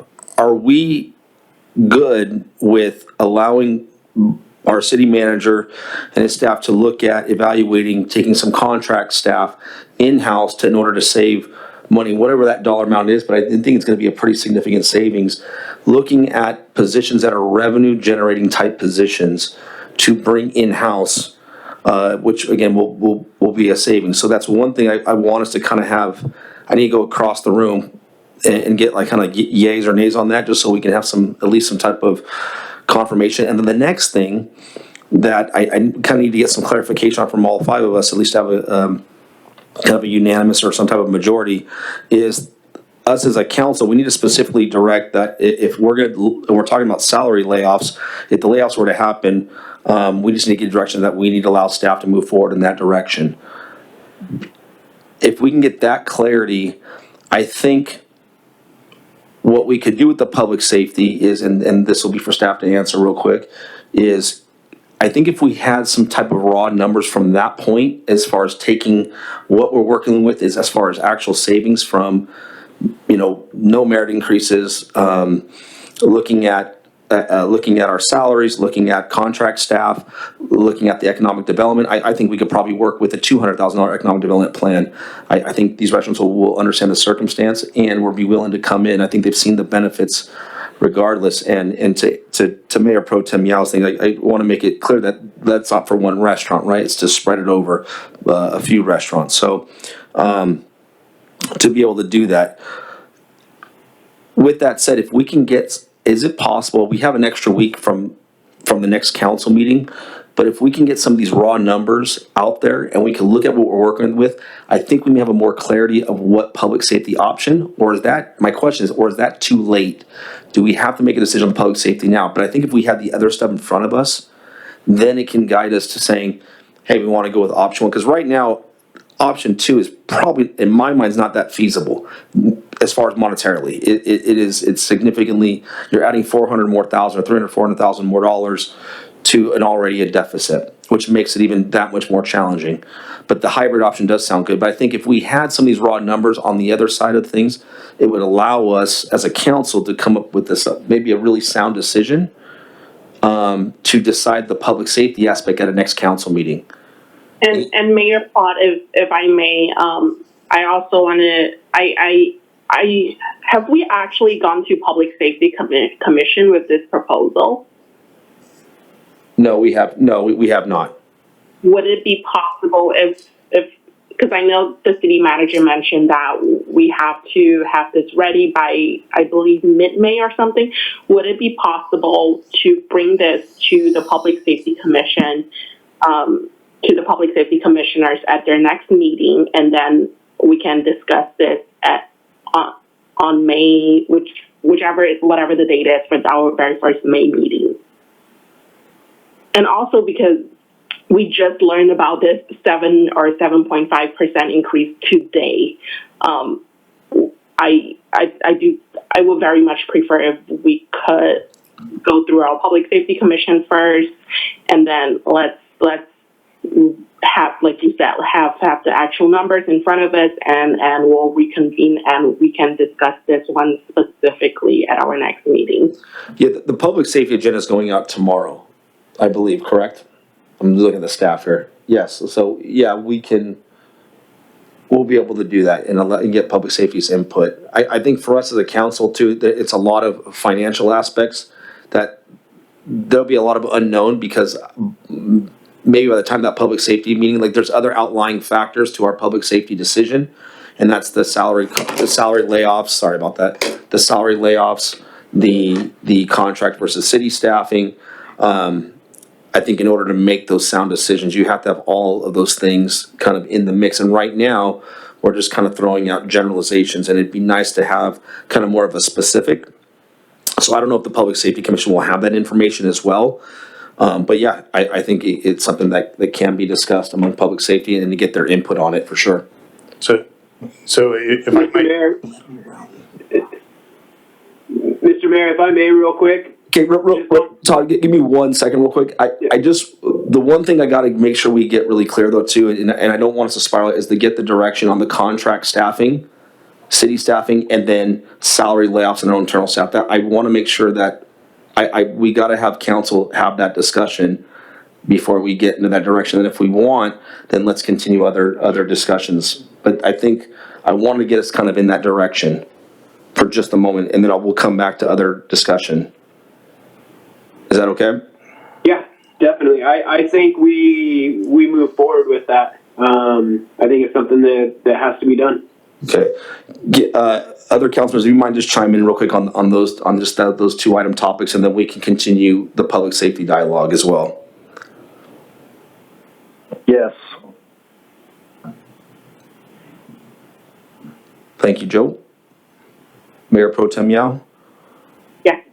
and Councilmember Lorimore.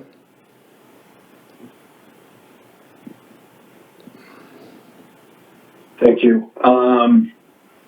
So the chiming in on that is generally a yes, bringing in the staff, well, bringing in the contractors in-house and having the cost savings, and it's counterintuitive, but the way it works out is that we actually save money. So yes on that. For the different options that were presented, I am of the belief, as stated earlier, that we do need to tighten our belt. As for the specifics of that, the city manager, that's under his purview, as I understand it. So as a result, yes, we need to tighten our belt. The discussion about the restaurant fund, if we are talking about tightening our belt, the restaurant fund honestly is a luxury item and is not a necessity. And I would actually, in terms of budget, I know that we've had some great buzz on it, but fine with seeing it go away altogether. Thanks.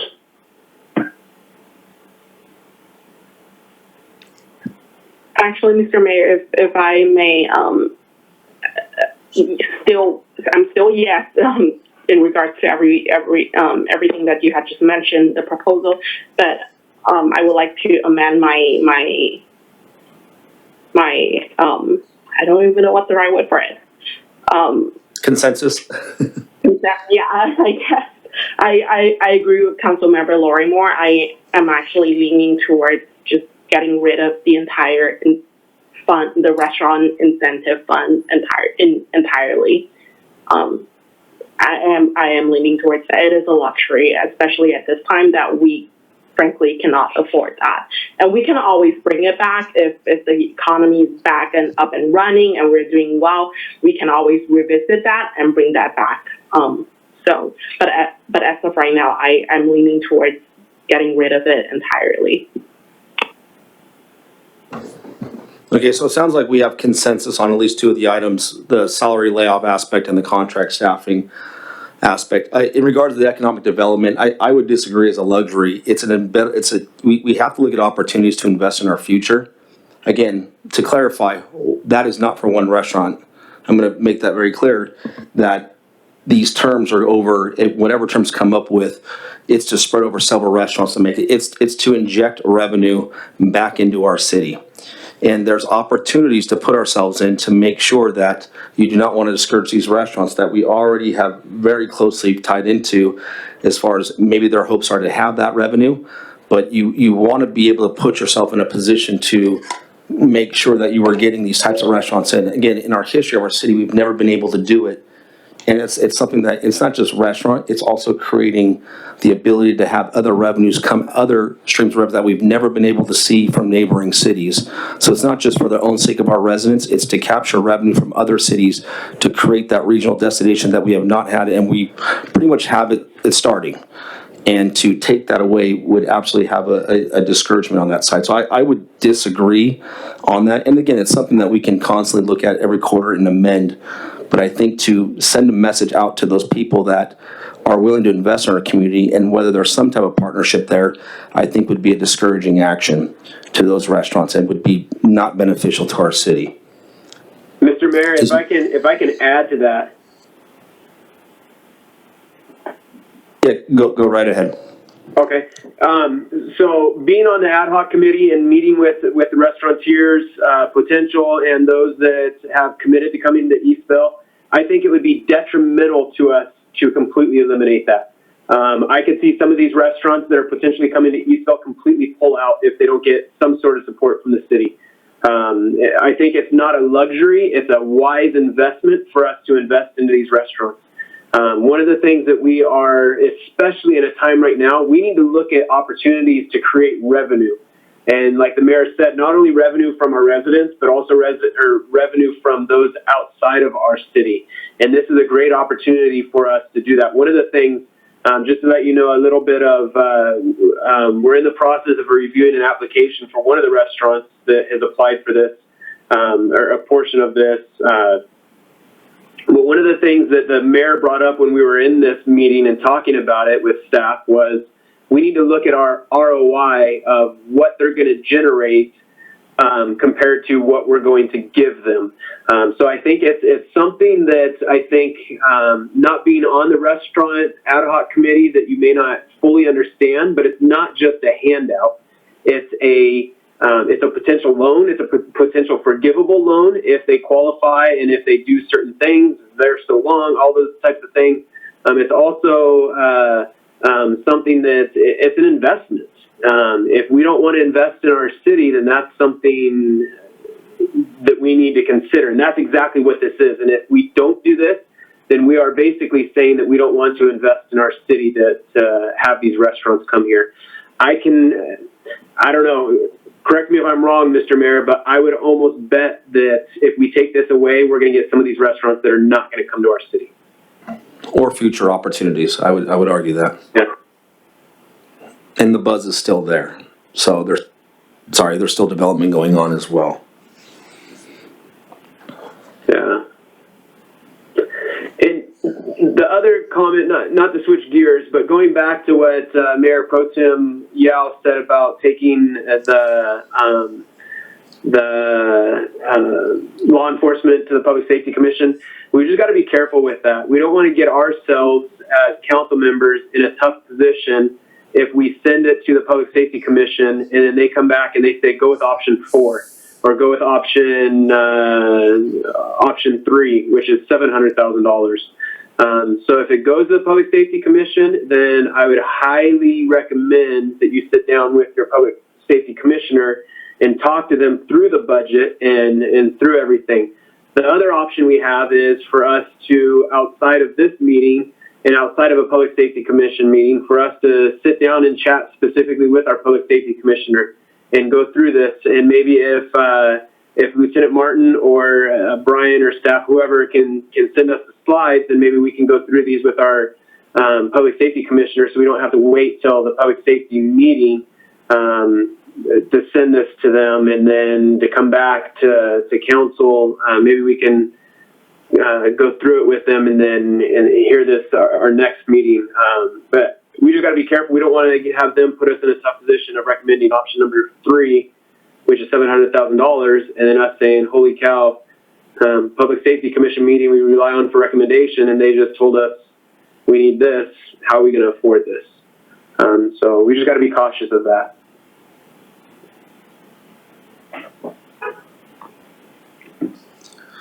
Mr. Mayor? Yeah, I was actually just going to call your name, Joe. Thank you. Hey, thank you, Mr. Mayor. Yeah, I as far as the 500 for the restaurants, I'm in the middle on it. Okay, it's not a luxury, but our law enforcement is the single greatest priority, in my opinion. If we've already made agreements with the ad hoc committee or whatever's gone on, we should honor the commitments that we've made to potential restaurants. But for the future, I don't have a problem with drastically reducing or cutting it altogether. Like I said initially, I think we should at least cut it in half minimum. But we also have, correct me if I'm wrong, but don't we have the contingency for projects, which is another 500,000? Am I incorrect on that? We just have the one contingency for $500,000 in the general fund. Okay.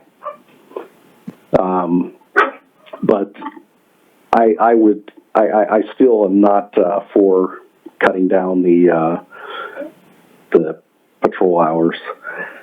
Like I said, I can compromise and go with 2, but I think it's more important to look at the other areas where we can cut.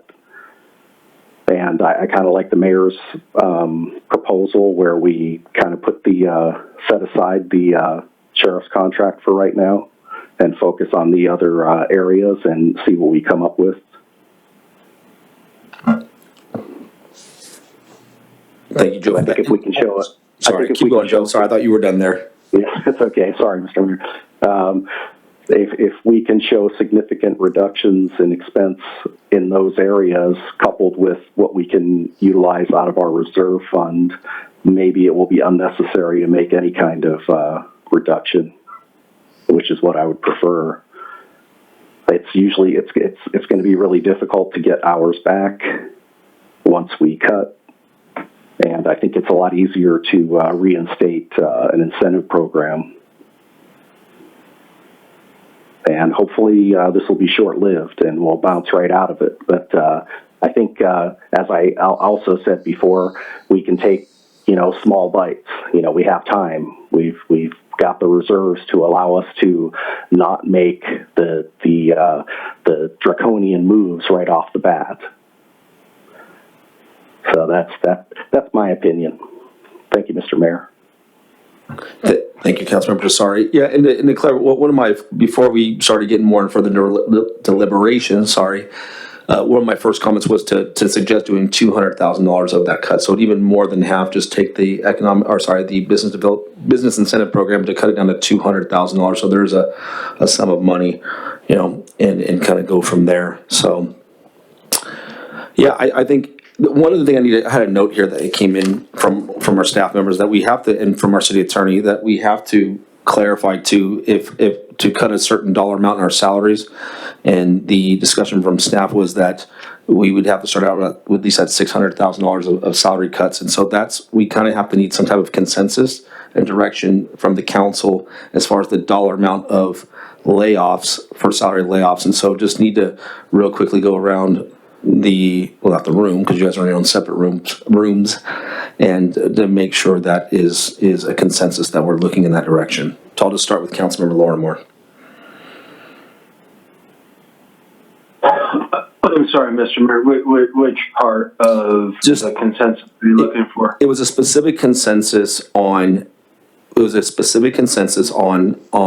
salary layoffs, and that I was told that we have to have a particular dollar amount, and so what staff was proposed was a $600,000 dollar amount of salary cuts, and that we would have to have some type of consensus for that dollar amount. Okay, I'm gonna. Do we have a slide on that? We do we have a slide with recommended? Okay. My recommendation in that I don't believe this is within our purview. I believe that our belt should be tightened. I agree that we need to do so. And for what that is, I leave to the city manager. Is that not clear enough? Or do we need more specific direction? No, I think that's clear enough for the fact that it's $600,000 what the city manager is recommending. Okay. Then yes. Mayor Pro Tem Yao. Yes. Thank you. Councilmember Rigby. I agree. And Councilmember Tessari. That would be affirmative, sir. Thank you. So thank you guys for that. So at least we have a couple consensus and maybe a majority on the the business incentive plan with Joe, because it sounded like it was kind of a 2-2.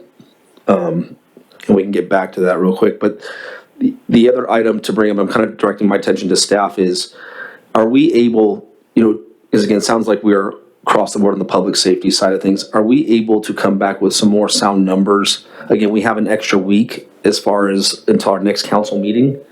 And so is it possible to get some of these numbers rounded up for us to be able to make a decision on the public safety decision? The challenge is developing the budget is a monumental effort, and we are now behind because of COVID-19, and so the more we delay that, the more we push it up, and we need to have that adopted by the end of June. And so and it's a 2 hearing process. So to have it come to you in the second meeting in May basically means we need to have this buttoned up before the first meeting in May, so that we can have an agenda that can be published. So we really need direction tonight from council on public safety, and you are the deciders of the budget and how we do this. We can always adjust it with the budget or make some changes, but to get the ball rolling, the County Board of Supervisors lead time for a staff report is much longer than ours. And to get it on their agenda and to get it in our budget and to develop our budget, we need to give our finance director some time and space to put this together. Right now, it's been a moving target. So the more direction we can get tonight, the better we can. That doesn't mean we can't bring back something and fine tune it in the first meeting, but we need to have some direction right now that our finance director, Amanda, can head in that direction. That would be our desire. That sounds pretty clear. Well, then we'll continue the discussion to have discussion on which public safety direction we would like to go to. So with that said, I'll just go again back from right to left and just kind of continue the dialogue. I'll start with Councilmember Lorrimore.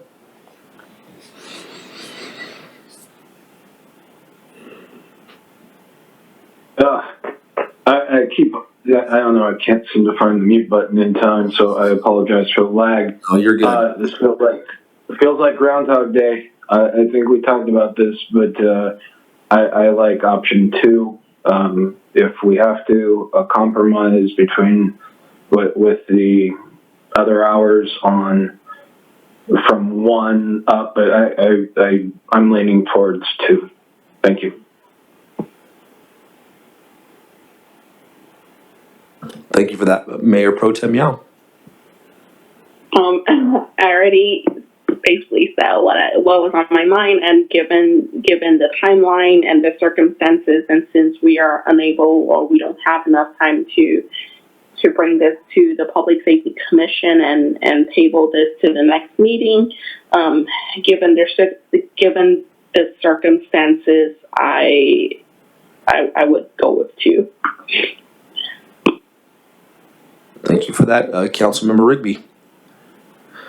I still think it's not a wise decision to go with option number 2, especially considering the city manager said that he doesn't see it being a feasible thing financially, just with an additional just about a $300,000 difference between the 2 options. I think it's a more financial responsible decision to go with option number 1 and to allocate the quality of life. I don't know if anyone else has ran numbers, but if you do option number 1 with 1,500 hours of quality of life, that's the same as option number 2, but it is $200,000 less. So that's what I would propose, that we go with option number 1 with 1,500 hours, or I'm sorry, it's actually about $175,000 less. Option number 1 with 1,500 hours of quality of life saves us $175,000, and it gives our lieutenant the opportunity to manage his deputies on those 1,500 hours how he feels would be the best way to manage those. So I think option number 1 with 1,500 hours of quality of life would be a smart financial decision to make. Thank you for that. Councilmember Tassari. Thank you, Mr. Mayor. Well, as I can see, it looks like it's going to be a choice between one or two. And although I would prefer to see nothing cut, I would be willing to compromise and go with two. I understand what Councilman Rigby's saying, but it just throws another, and I have complete confidence in Lieutenant Martin. However, it puts us in a position where things could change. We don't know, what the different allocations are going to be for the sheriff's department based on what happens with their personnel and the environmental conditions. So I'm not real confident on that overtime being able to hold up overtime. I would rather just go ahead and just maintain merely current staffing levels, and we're actually, correct me if I'm wrong, but we're with option two, staffing levels are almost identical, yet we're adding to, hours almost identical, yet we're adding two CSOs. Is that correct? Yeah, Or is that what we it's currently basically a gain of one additional personnel and a third, if you want to be exact. Yeah, so I would rather make the cut somewhere else and go with option two. I feel more comfortable with that, and definitely, as I said before, I think our law enforcement budget should be the last thing that we're looking at cutting, only after all other measures have failed. Go ahead, Todd. I have a question for Lieutenant Martin, if I can. Lieutenant Martin, if we were to go with the quality of life, I know you kind of said it before, do you see any issue over the next, say, 3 to 6 months at filling that overtime if it was needed? As we stand now, there would not be an issue, but things are volatile. It could change in 2 weeks, 3 weeks, depending on, if, say, for some reason, God forbid, our station gets hit hard with COVID-19 and we lose bodies out or are self-quarantining, then we wouldn't be able to fill those hours. But that's an extreme case. But in the future, we have workers' comp injuries, we have retirements, we have transfers, we have promotions. So there's no guarantee. That's the thing with the hours. There's no guarantee we'll fill those hours. Right now, we would fill those hours because there's very little overtime. And our deputies obviously like the overtime, so there's no issues with filling that. But those things, I can't guarantee that would be the same throughout the year. But with the patrol hours, the actual deputy levels, those are guaranteed. So. Okay. I think it kind of goes back to kind of what our city manager said too, of being able to evaluate this not only within the 6 months, but at the 3 month level if needed. I hate to see us throw away $175,000 just to throw it away, especially in a very, where we're looking to cut costs. I hate to see us just throw the $175,000 out there just to throw it out there. If we see in the next 3 months that things change, or the next 6 months, or as we constantly evaluate this, then we can make those changes. But I don't think it's a smart decision to just throw $175,000 out the window and ask staff to reduce costs other ways while we're just throwing $175,000 out the window.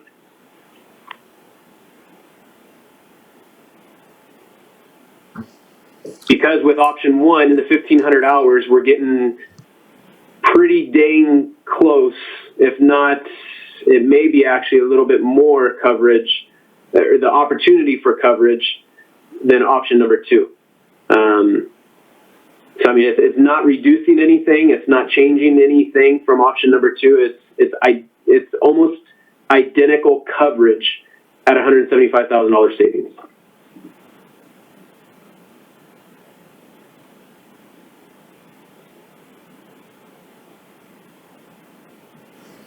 Yeah, I understand what you're saying. The only thing I worry about is that it's not guaranteed. to fill those hours. We can't guarantee that we can fill them.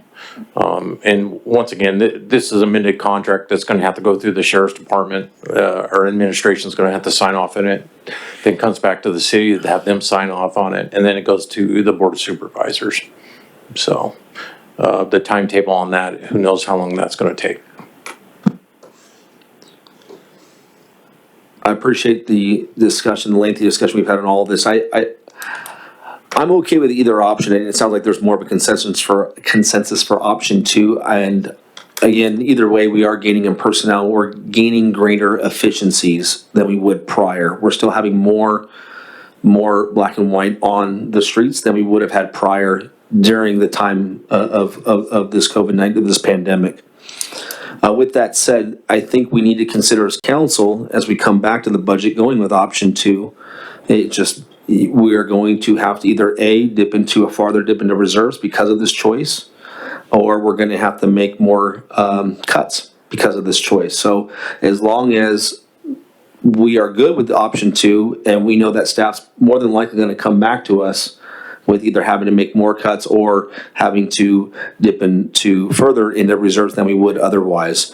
So we are with option 2, we are increasing our total personnel by 1 1/3, but we're decreasing our patrol hours by two quarters. So just know what that's the extra $400,000. We're going to have to make it up somewhere on, and these are what the tough decisions are about. So, but it sounds like, again, I'm okay with either option with our colleagues. I personally would go with an option 1 with a hybrid of quality life type situation, but regardless, it sounds like a 3. If we were voting, it would be a 3 vote. So with that said, just have that in mind. Again, I don't want to sound too redundant, but I just want to reiterate, have in mind that we are going to have to dig deeper into cuts because of those decisions, which is fine as long as we're okay with that and we can look as far as where we're going to find that. So it sounds like, to reiterate, and I'll just for clarification, and staff can give us direction if we've missed anything. Again, salary cuts to layoffs, $600,000, mitigating or reducing contract staffing to add to city staff to reduce costs, which is going to be a significant savings. But it's still undetermined what those significant savings are going to be. But knowing what we've done in the past and already moving in the directions, the savings have been significant. So, that could be in the ballpark of $500,000 right there. Again, I'm just throwing out different numbers, so it's not guaranteed, but we've already given staff direction on those 2 things. Economic development, and correct me if I'm wrong, Joe, but it sounds like we're okay with the $200,000, reducing it 300, not half, more than half, but reducing it 300,000. And I specifically asked you because you were kind of the hanging vote per se. So I just want to get clarification on that real quick. I'm sorry, Mr. Mayor, you were talking specifically about the 500? Yeah, I keep calling it the economic development plan. I don't know why that's coming out. I mean, the business incentive plan. And your recommendation was to reduce it to half. I was saying to reduce it down to reduce it to $200,000, cutting it $300,000. And you were kind of the hanging, deciding kind of factor to that. I just want to make sure what your direction was on that.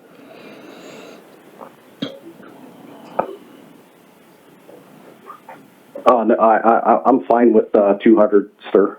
Okay, so we have what that would look like then. I'm looking at staff right now. Are we missing? I know there's a lot of different other costs that staff's already going to be working on that probably doesn't necessarily need to be discussed because it has to do with just internal costs that we can have. But I'm looking at staff. Is there anything else that we're missing as a council to kind of have a consensus on, that we need a consensus on? I would just say the contingency amount that we've typically budgeted for, and it's really just it's a pile of budget that we set aside so that we can balance the budget with an extra $500,000 in there. And I don't know if that's something that the council wishes to do, considering the situation we're in. With that said, it sounds like another discussion. Councilmember Lormore, do you want to chime in on that? I'm sorry to always put you first. I'm just going from right to left, and I feel like it's almost unfair to have you constantly go first. It is, actually. And I'm sorry, I missed what the last part of what you said, what you're asking specifically right now. So the council has usually had a contingency budget. Right now it's $500,000. It was $500,000 in this last budget. We did not use it for anything. It's a set aside so that we can balance a budget with $500,000 set aside for some kind of emergency. And I think it's typical for cities when they are having balancing issues due to circumstances to actually remove that from their budget. But this is a decision that the council can make. Okay. Yeah, well, the contingency would take care of situations like now, right? Generally? That's actually reserved, so contingency is, I'm trying to think of an analogy to kind of use it for. I think cities that typically are easily balancing their budget and are finding excess budget surplus will set aside a contingency amount so that if a vehicle needs to be replaced or if a roof needs to be repaired, that budget can be moved around and allocated towards that without necessarily having to come back to council, or there's several things. Council would still have to approve the contract and the PO, but the budget could be moved. And I think in a situation like this, the council can make a decision on it if that's something that they want to do or not. It's potentially $500,000 in budget that would just sit unused in the next year. So we're being asked we're asking if we want to have the contingency or not. Yes, if the council's desire to remove the contingency budget to free up $500,000 to use towards an actual expenditure that we may have in the next year. Yes. Yes. Let's do that.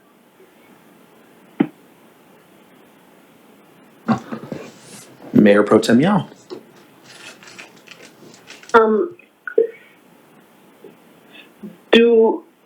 Do we need that $500,000 right now? Do we have to make a decision right now?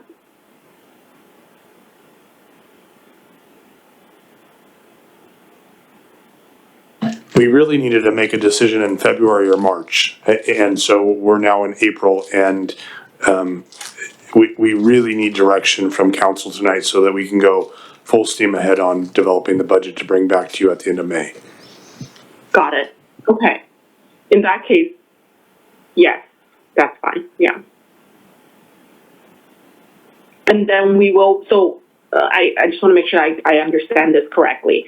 So we're freeing up that $500,000 that we had set aside for emergency, and we will include that $500,000 into our budget, and staff will bring that proposal back to us in May, and we will be going over the entire proposal in May. Is that accurate? Yeah, so we would remove the the $500,000 in contingency, and we could actually it would free up $500,000 to pay for any of the shortfall that we have, including the police contract. So it will free up budget. So when we come back, we will have a more balanced budget. It may not be balanced, but we should have much less of a deficit because we pulled out $500,000 in contingency that's not budgeted for anything in specifically. And that is kind of what we have reserves for, is money set aside for emergencies.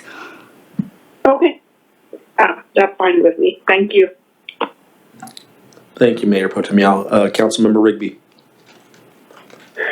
Amanda, what do you recommend on something like this? Do you think that it's appropriate and wise to remove the entire thing, or do you think we should keep something there, or what would you recommend from a financial standpoint?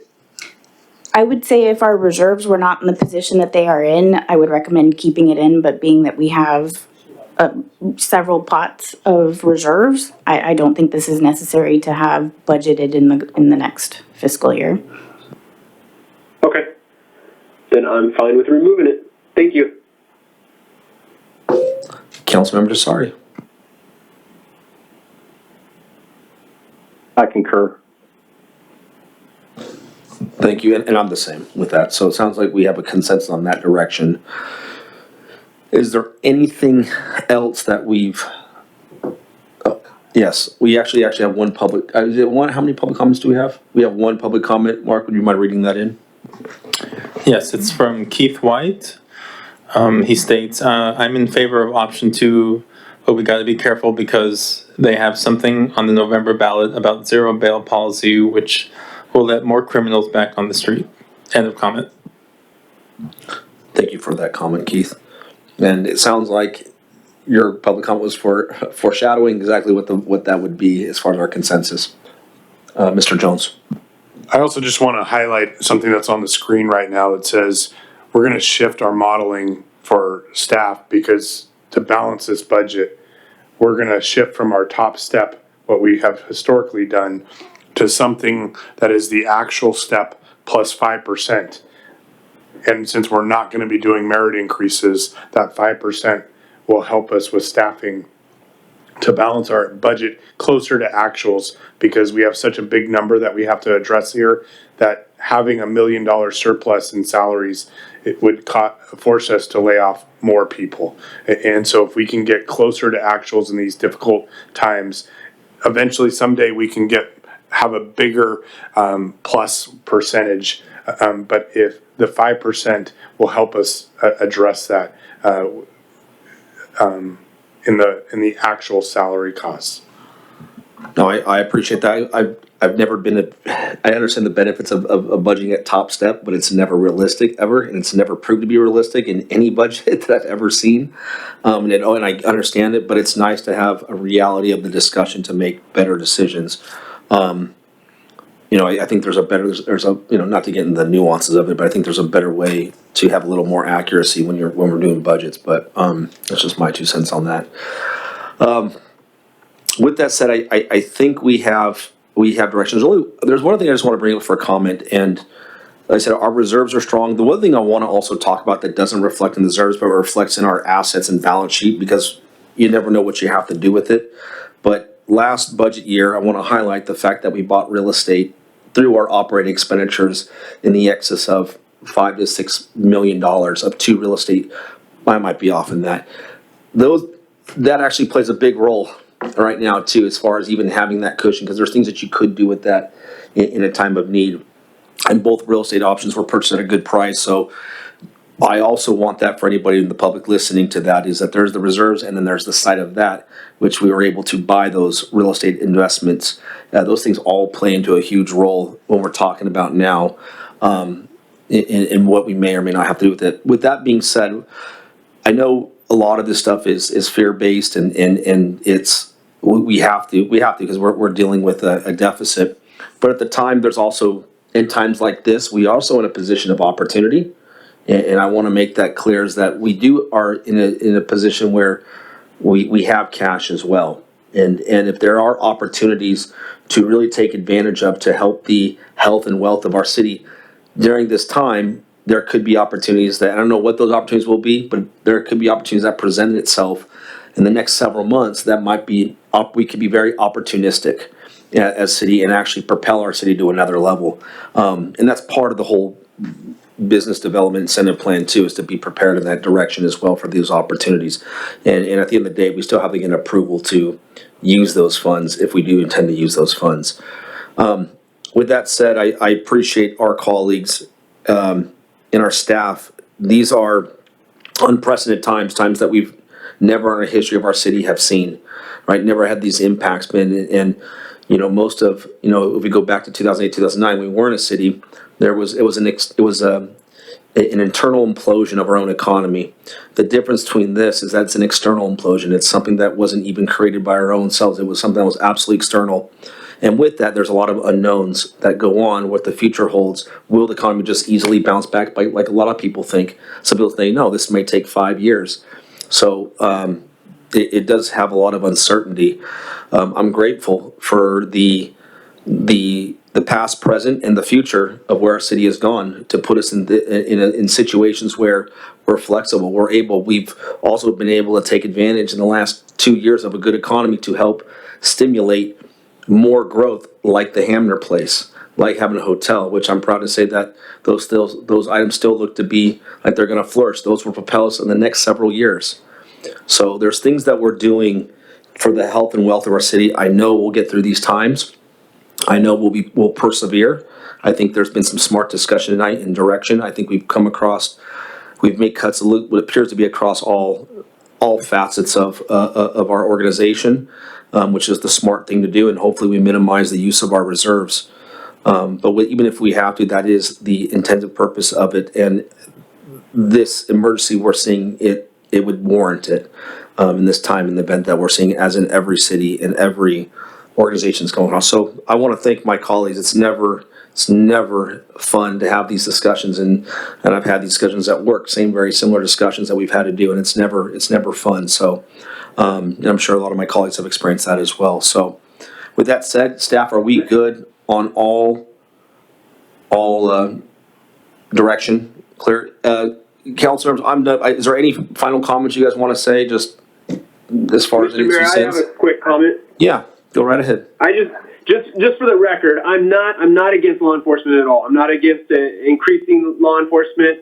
It's just my perspective is just the financial aspect of it, of the uncertain times and the deficit that we're running, just trying to minimize that.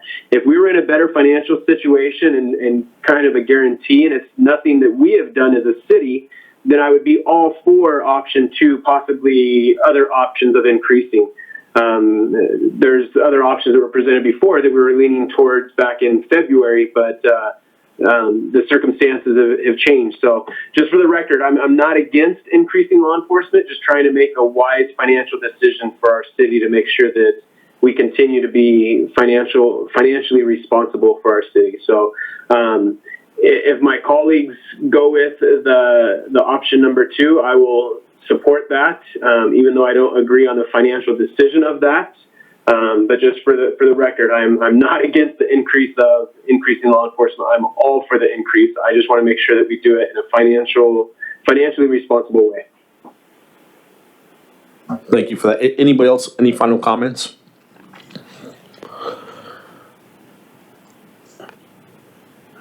I think our city manager has one last comment.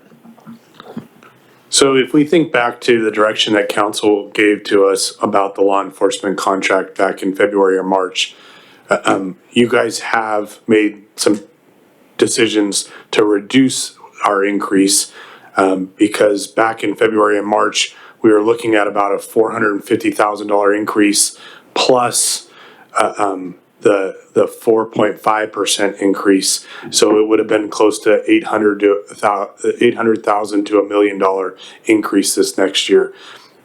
By choosing option 2, even though RSO kind of threw us for a curveball late in the game with a 7 to 7.5% increase this year, we are using the hybrid model that RSO created and brought before us, and we're actually increasing the number of personnel in our community on any given day.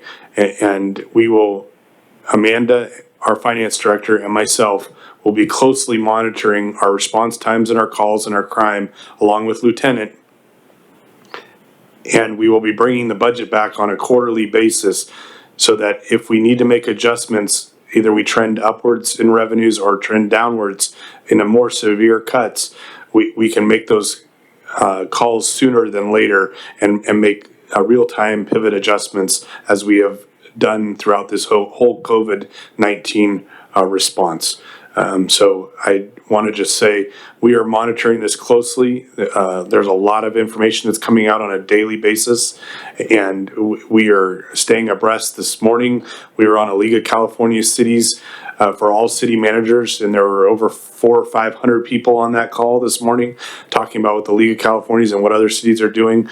We are in strong financial shape right now because of our good reserves from our conservative approach in our community.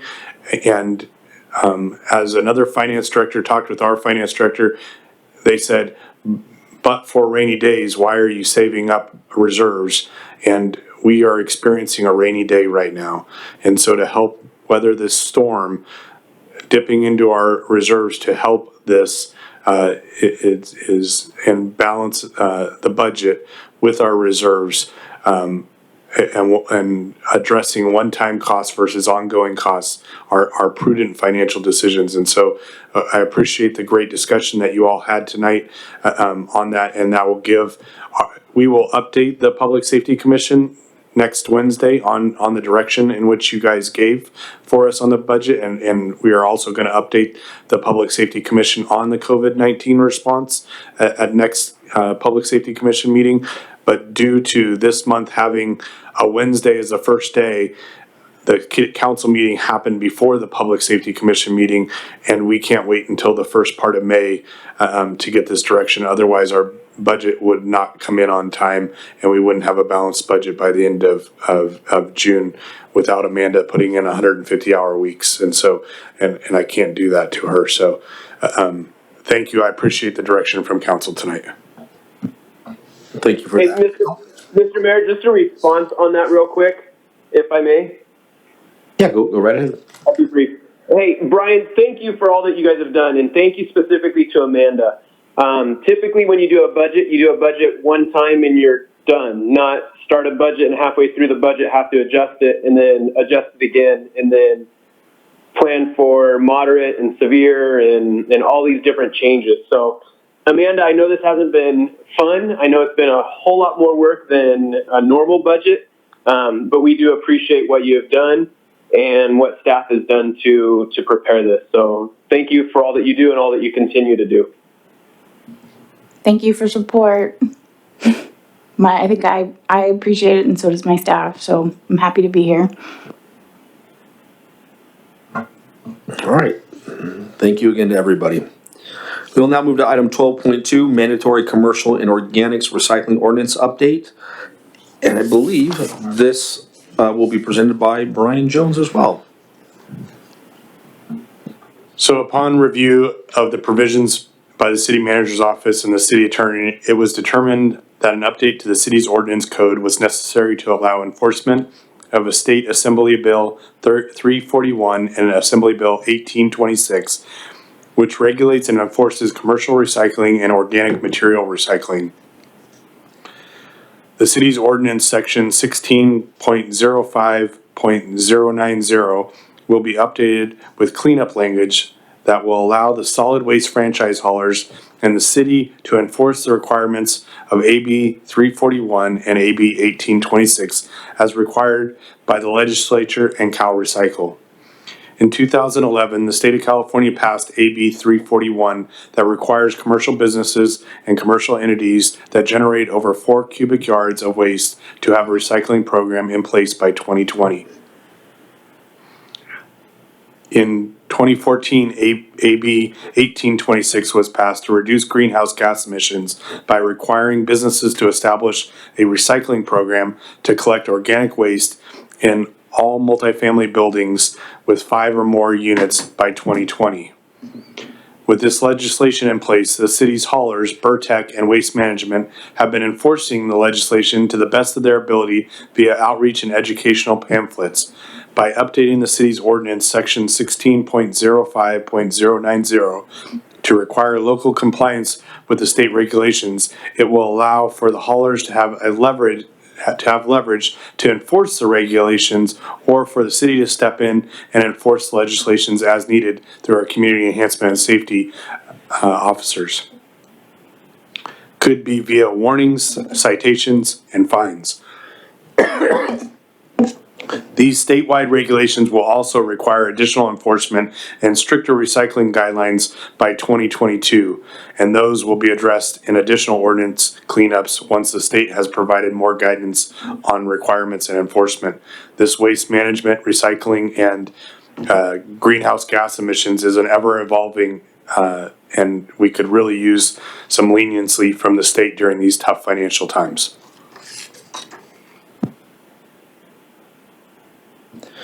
Thank you for that, Brian. We'll turn to, if anyone's requested a public comment, Mark? No, Mayor. Okay, well then we'll turn to council for any questions and discussion. So I will start, actually, to give Clint a fair shot here, we'll start my left, what would be my left, we'll go with Councilmember Tassari. Sorry to throw you a curveball, Joe. Hey, it's okay, sir. Do we have any public comments on this one? No, we do not. Okay. Well, I went through and compared the numbers, and I'm sure many of you have, and it looks like the actual increase on my bill is $1.90 a month. Joe, that's item 12.3. We're on 12.2. Hey, I'm sorry, I don't have my, I had to move, I had to relocate during the meeting, and I don't have my notes or my agenda up. My apologies. Okay. Joe, we'll let you gather your bearings on that. We'll go to, we'll let you gather your bearings and then we can come back. We'll go to Council Member Rigby. Thank you, Mr. Mayor. I don't have any questions. This is something that, it's something that we need to do. So I'd be in full support of it. Thank you for that. Mayor Pro Tem Yao. Yeah, I have no questions. I'll be, sounds good to me. All right, very good. Council Member Lorimore. Thank you, Mr. Mayor. It's in the title, mandatory. I don't know how much of a choice we have on this, and given that we're looking for a little bit of leniency, and anyway, I'd like to make a motion that we support this item, 12.2 approval. Thank you. I'm just laughing at those comments. That's a classic comment. So there's a motion on the floor. I have no comments as well. So unless Joe, do you want to jump in on comments? Or are you good? Negative. I'll second the motion by Councilman Lorimore. All right. Okay, before the roll call vote, I'm just going to read the ordinance title. An ordinance of the City Council of the City of Eastvale, California, amending section 16.05.090 of the Eastvale Municipal Code regarding disposal of recyclables. Councilmember Lorimore? Aye. Councilmember Rigby? Aye. Councilmember Tassari? Yes. Mayor Pro Tem Yao? Yes. Mayor Plott? Yes. Motion passes 5-0. Thank you for that. We'll move to item 12.3, Waste Management 2020-2021 Annual Rate Adjustment Request. And we will turn again to Brian Jones, our city manager, to present this item. And I also believe Glenda Chavez is on the line as well. Correct, she is on the line. Perfect. Thank you. So before you, a little background. Last week, you approved the rate increase for Burtech for their franchise hauler agreement, and tabled the one for waste management and asked for additional information to be brought back before you and to provide more detail in the presentation as well as in the staff report, which we have done, and I will I will go through the presentation now. A little background: the City of Eastvale entered into a franchise agreement with Waste Management to provide residential, commercial, industrial properties south of Belgrave Avenue. The agreement was brought over from the county, and the term is from July 1, 2011, and in 2018, we put them on a wind down notice, which will end June 30th, 2022. What is included in the waste management rate? There's a service component, there's a recycling processing component, and there's street sweeping, which is required. State adjustment, per the franchise agreement, Waste Management is permitted to request a rate adjustment for the upcoming fiscal year based on the CPI and the pass-through solid waste and green waste per ton disposal costs. These disposal components encompass 35% of the rate adjustment. The 2021 rate adjustment, this year's waste management rate adjustment request consists of a CPI increase of 3.03 for all service components. And there's an equation to identify how to determine that CPI.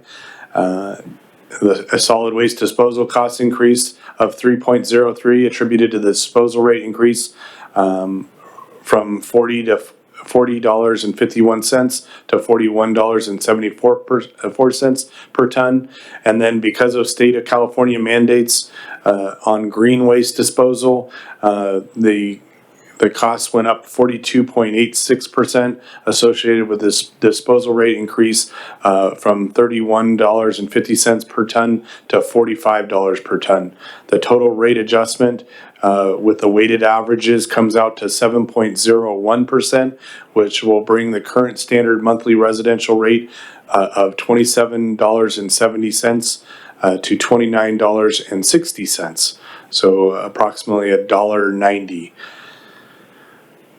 per month. This year's waste management rate adjustment, what services are included in the waste management rate? It's weekly trash service, street sweeping, free bulk item collection, 2 residential community cleanups, a disposal of used motor oil, and Christmas tree recycling. The history of the rate increase requests: franchise agreement entered with Waste Management in June of 2011, established for residential and commercial property south of Belgrave Avenue, because that was the line that the county established before we were a city, between Burtec and Waste Management. Section 17.8 of the agreement allows for annual rate increase requests to be approved by City Council. And the history of the rate increase requests: in fiscal year 16 and 17, it was a 2.33%. 17 and 18 was a 4.87% increase. 17 and 18 was a 2.06%. 18-19 was a 3.08, which Waste Management deferred the request. And in 1920, it was a 2.90% increase. And in 2021, the request is 7.01%. And it's largely because of the impact of the CPI, the solid waste pass-through, and the disposal green waste requirements that went from $31 to $45 per ton, which is one of the most, Veramontes provides the increased rate to Waste Management from that amount. They have hired staff to physically remove solid waste from contaminated green waste collections, and there's contamination in every city that's bringing this to Veramontes, so it's not just the city of Eastville. And they're now hauling solid waste from their facility to a landfill. Trucks, gas, staff, and time, and the cost of labor has increased. And that is the end of the presentation. I'm open for questions. Thank you for that presentation. Mark, has there been any requests for public comment? No, Mayor. With that said, I will go back to Councilmember Lorimore for any questions. Of course, and the rest of the council will have Councilmember Lorimore to go first with any questions or comments. Thank you, Mr. Mayor. I think, can we go back to slide 5 for a second? Pretty please.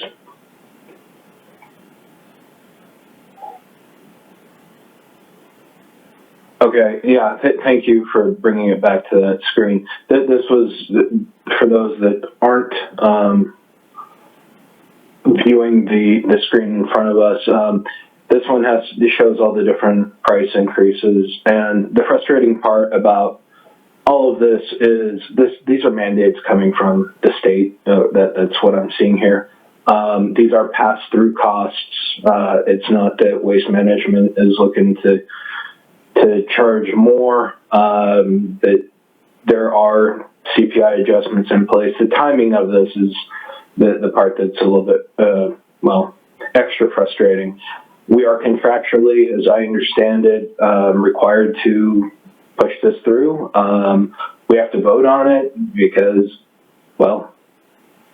I'm also actually confused by that, but I know that we have to vote on this even though we are contractually required to do so.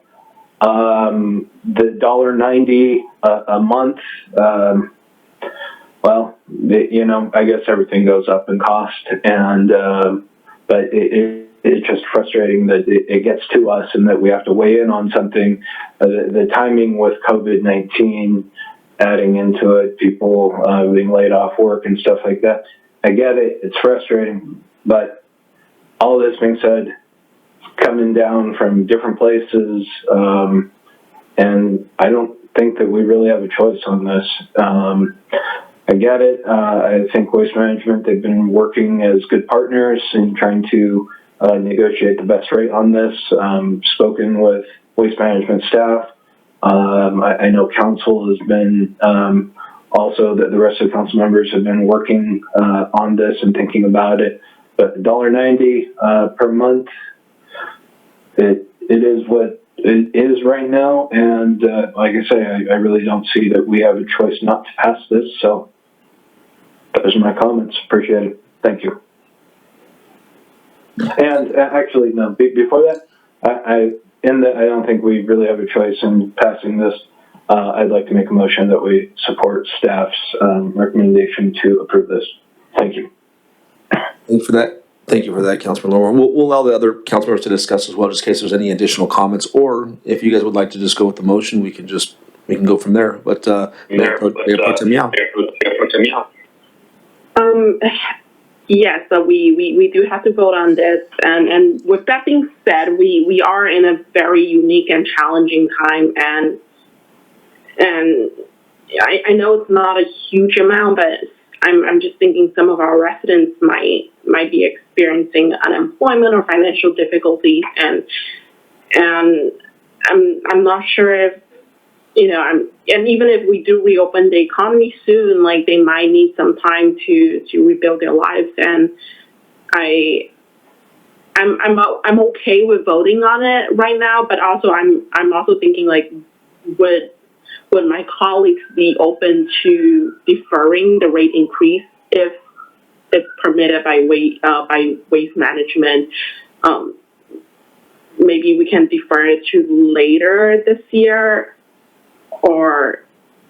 and hopefully we'll have the economy up and running by then, and hopefully that will be more manageable. But again, like, I'm not entirely opposing voting on it right now and let it go in effect as in July. But I'm also thinking, like, if we have the option to defer it, I will be interested in hearing more from my colleagues about that option.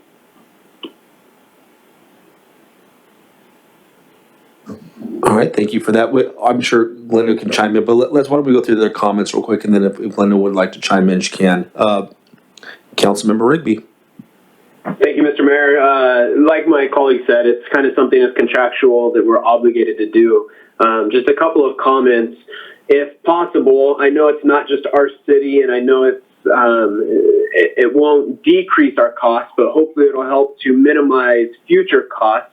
But I would like to see if there's a possibility that between Veramontes and Waste Management, if they do some additional sort of education to the customers, if it be our residents, as well as I know that I believe Veramontes also services Chino Hills, accepts their green waste. But I think some sort of education needs to be done on contamination of the green waste to help alleviate or help reduce any future costs increases, or to minimize those cost increases. We're going to see cost increases, but to minimize those. So I think it's like Councilmember Lormore said, it's mandated. The other option that we have, or I know that there's the option of deferring the payment that Mayor Pro Tem Yao is referring to. I don't know that it's that good of an idea to do that. I think we go ahead, and if we're going to implement it, we're going to implement it, because we're just kind of pushing it off. And in reality, I think this is a couple bucks a month. What was the estimate? $1.90 or something around there, I think it was. The other thing, $1.90 a month for a month. Yeah, so $1.90 a month.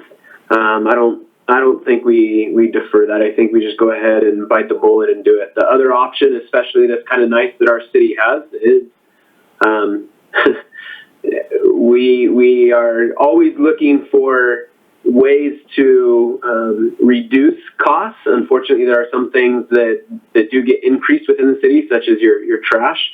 But we did just implement a new program within the city that helps to reduce your electric costs, and that's estimated roughly at 2%. So those of you that have stayed with WCE, you're basically canceling out on your your increase with your waste hauler. So we're constantly looking for ways to help our residents, and that's one of the ways is through cost savings in our electric rates to help compensate for other areas that may contractually have to increase. So I'm very proud that we did do that and went there. So thank you. Thank you for those comments. Councilmember Tassari. Hey, thank you, Mr. Mayor. I concur with Mayor Pro Tem Yao. I mean, and Councilman Lorimore, of course. Yeah, we do have to do this, but I don't see a problem if it's permissible with deferring the payment. If Waste Management is willing to do that, then I think we should go with the option. It's I know it's a small amount, but based on the times we're in right now, with people that have been out of work for a significant amount of time now, it definitely, just that few dollars, it could mean something. I think it comes up to, overall for the year, I mean, we're talking less than $30, but if it's not a problem and it's permissible, why not? So I would actually second Councilman Lorimore's motion if amended to include a deferment. Councilmember Lorimore, do you want to chime in on that as well? You know, if that is the desire of the council, I'm perfectly good with making that amendment. I just want to make sure before we make such an amendment that we think through what this truly means. My understanding is that by doing that, the dollar amount isn't going to change. If we defer it from a July start date and it's broken into quarters, right? And I think that that ends up being $5 and something per quarter, then that pushes it to a start date in, I think it was October, but it doubles up there, right? And so then you have a $11 and something, $11.40 increase. That's what will be the first bill that shows up. Then it will be followed by a $5.70, I think it is, follow-up bill 3 months later. So if people are planning on how to budget this out, my concern is when they see the deferred number, they're going to scratch their head and go, oh my gosh, this is going up $10 or $11.40. And then the next time it comes in at half of that, I think it causes more confusion as opposed to anything else. And I truly appreciate, and I would like to figure out a way to also take into consideration our current reality. But I'm worried that by pushing it out, it confuses people more if they are budgeting for certain costs as they move forward, and I'm afraid it will cause more confusion than anything else. And that, like I say, I'll reiterate, I'm perfectly fine if that's the direction that the rest of the council would like to see. I just want to make sure that we think through what this actually means by having the deferral. Thank you, Councilmember Lorimore. I agree with exactly what you're saying, Councilmember Lorimore. I think, you know, it could confuse the residents, and as we defer this, that payment will have to be made in some way or another. So that instead of this $2 increase, it's looking at $5 or $6, depending on how long it's deferred out. And then at some point in time, you're going to be looking at another increase the next following year, and it adds complication, more gains. And again, I know we're in discussion of our waste management contract, but looking at it, I think it creates greater problems because residents won't understand if they see if they don't see the $2 increase, all of a sudden it jumps to $6, $7. It's kind of an eye opener, and it will create a lot of problems. And I think my thought is just to kind of go, even though I'm glad that we have an option to discuss the deferment. I appreciate Mayor Pro Tem Yao for bringing that up, because I think it's an appropriate discussion to have. I just don't know if that's something we, in the long haul, it's going to be very favorable to the residents, because they're going to have to pay that regardless. And, kind of what the Councilmember Rigby was saying, hey, you know what, we gained $2, but you save $5 from WCE, right? And that's maybe a good reason to save your overall cost expense. Just my 2 cents on that, but definitely looking for a type of motion. I know there was 2 motions on the floor, but looking for a motion of some sort. Unless there's any other comments. Okay, so as of right now, Clint's motion stands as the motion without the deferring plan. Do we have a second? Well, Or go ahead and modify? Mr. Mayor. Yeah, go right ahead. Mr. Mayor, this is Clint. I heard, Joe and Jocelyn state that they would like to move towards that. I would like to move towards it too, but I just want to make sure that we're all on the same page as to what we understand that to mean. And if we could get the feedback from the other 2 council members, that would be helpful for me. And like I say, I'm open to amendment. Mr. Mayor, the question I have is if we do a deferment, are the majority of our residents going to know and understand that this is a deferment, or like you brought up and like Councilmember Lorimer brought up, or is it just going to cause more confusion and frustration for our residents? I don't know. That's just something that we need to, like Councilmember Lorimer said, that if we do go forward with that, we just need to be aware of that. I would be confused if I didn't participate in a council meeting where this is discussed and all of a sudden I got a bill that was $11 more. I would be on the phone right away to Waste Management and say, what the heck's going on? And then probably wouldn't understand it. And then the next quarter I'd get a bill $5 less and say, okay, what's going on? It's just something we have to be aware of, that our residents may be very frustrated. Well, But it may help them too.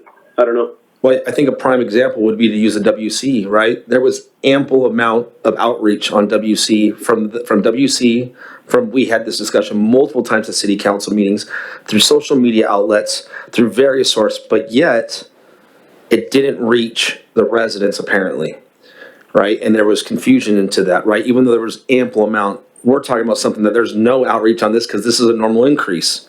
So yeah, it's going to create a great amount of confusion.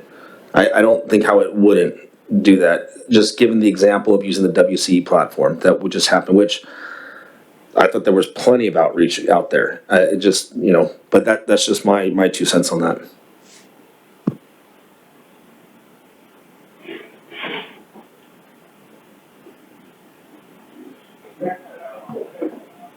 It's kind of a silence there.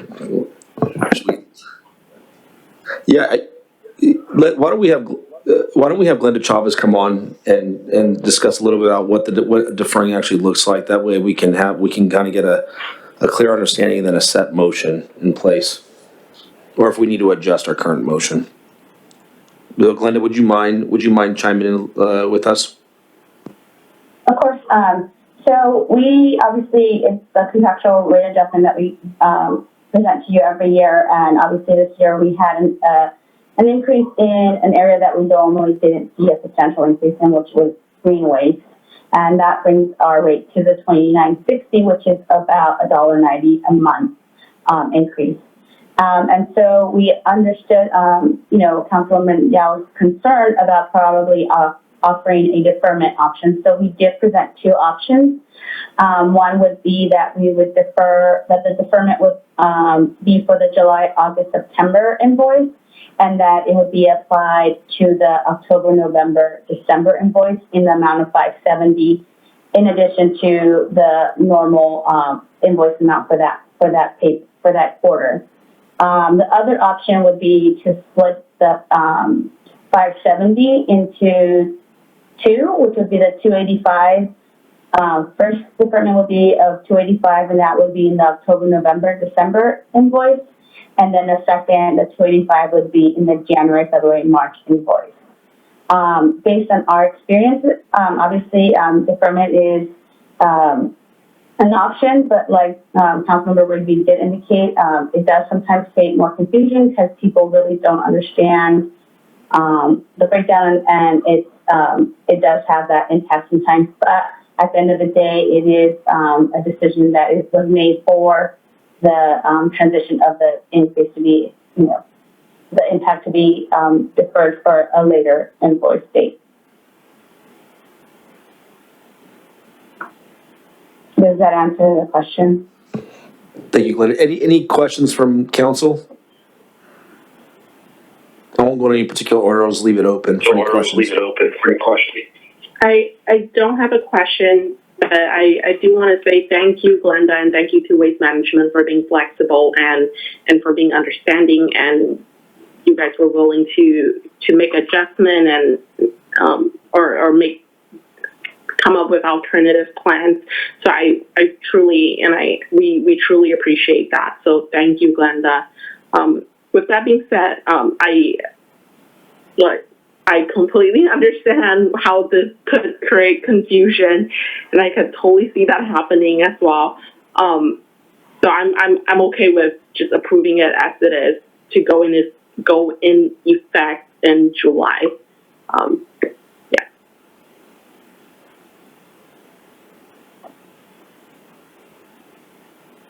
Any other additional comments?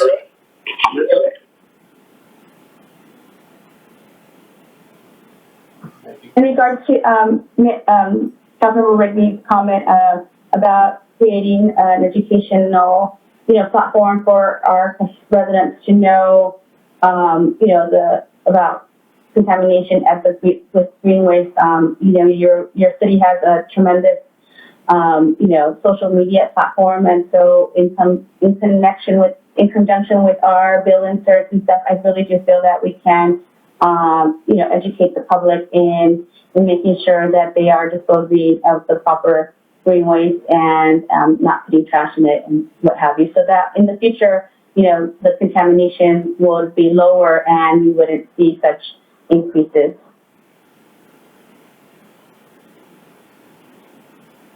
All right. Thank you, Glenda. Thank you for those comments, Glenda.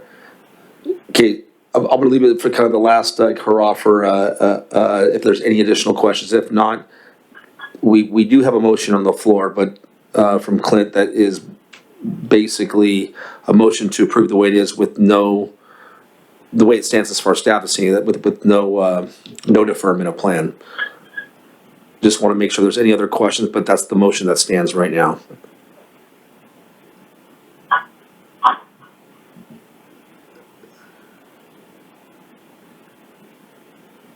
Do we have a second, or do we want to create a new motion? Second. Councilmember Lorimore? Aye. Councilmember Rigby? No.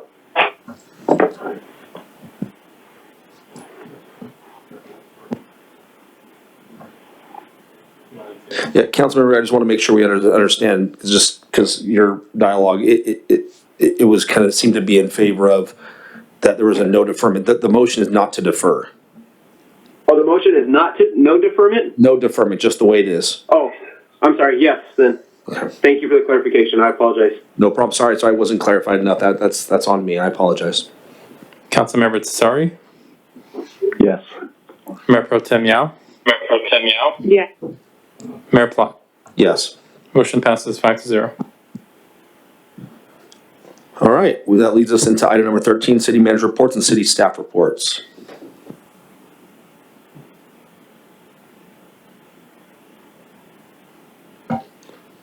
I just wanted to first start off by thanking the management team as well as the entire City Hall staff team for the adaptableness that they have demonstrated and the leadership they've all just demonstrated over the last 5 or 6 weeks since this COVID-19 has happened. As a city, we pivoted on a dime and everybody worked really hard to exceed East Fell's expectations through this time. Some of the staff worked every day for 3 or 4 straight weeks to make it all happen, and it was a pretty impressive pivot on dime for a local government agency. So I want to thank everybody that has worked really hard to continue to provide top quality service to our residents and businesses. And it's an incredible sign of the talent that we have here at City Hall. We are proud to announce the launch of Engage Eastville, the city's newest digital engagement platform where innovation and forward thinking is made. Engage Eastville will host a variety of city projects, upcoming events, and future initiatives that the public will have an exciting opportunity to participate in. Once community members sign up for the site, they will be provided with unique ways to access educational information and can join in on the conversation through interactive tools including forums, surveys, mapping, storytelling, and much more. The communications team is actively updating our community on the COVID-19 pandemic and have posted over 100 pieces of information related to coronavirus on our social media platforms and the city website. I'm not sure there's another city that has provided more information. So I want to give our communications team a great kudos for the effort, along with our mayor, the Eastville Crime Watch, and some of our pastors and business leaders that have been interviewing our mayor as well as city staff. Oh, we do have a video for the Engage Eastville that we can show right now. Sorry about that. We have to turn on the volume.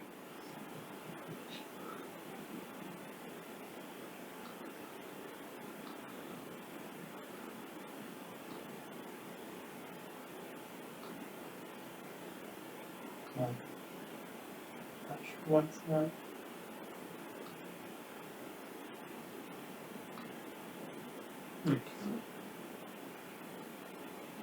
Technical difficulties. We're having technical difficulties. So the video is available on our social media. So if you go to any of our social media platforms, you can go see it. That's a good plug for our social media. It was working earlier. This week, the Eastville Chamber of Commerce started distributing checks to many Eastville restaurants, which are being used to purchase over $12,000 worth of gift certificates. Funds were raised to Restaurant Relief Fund as a way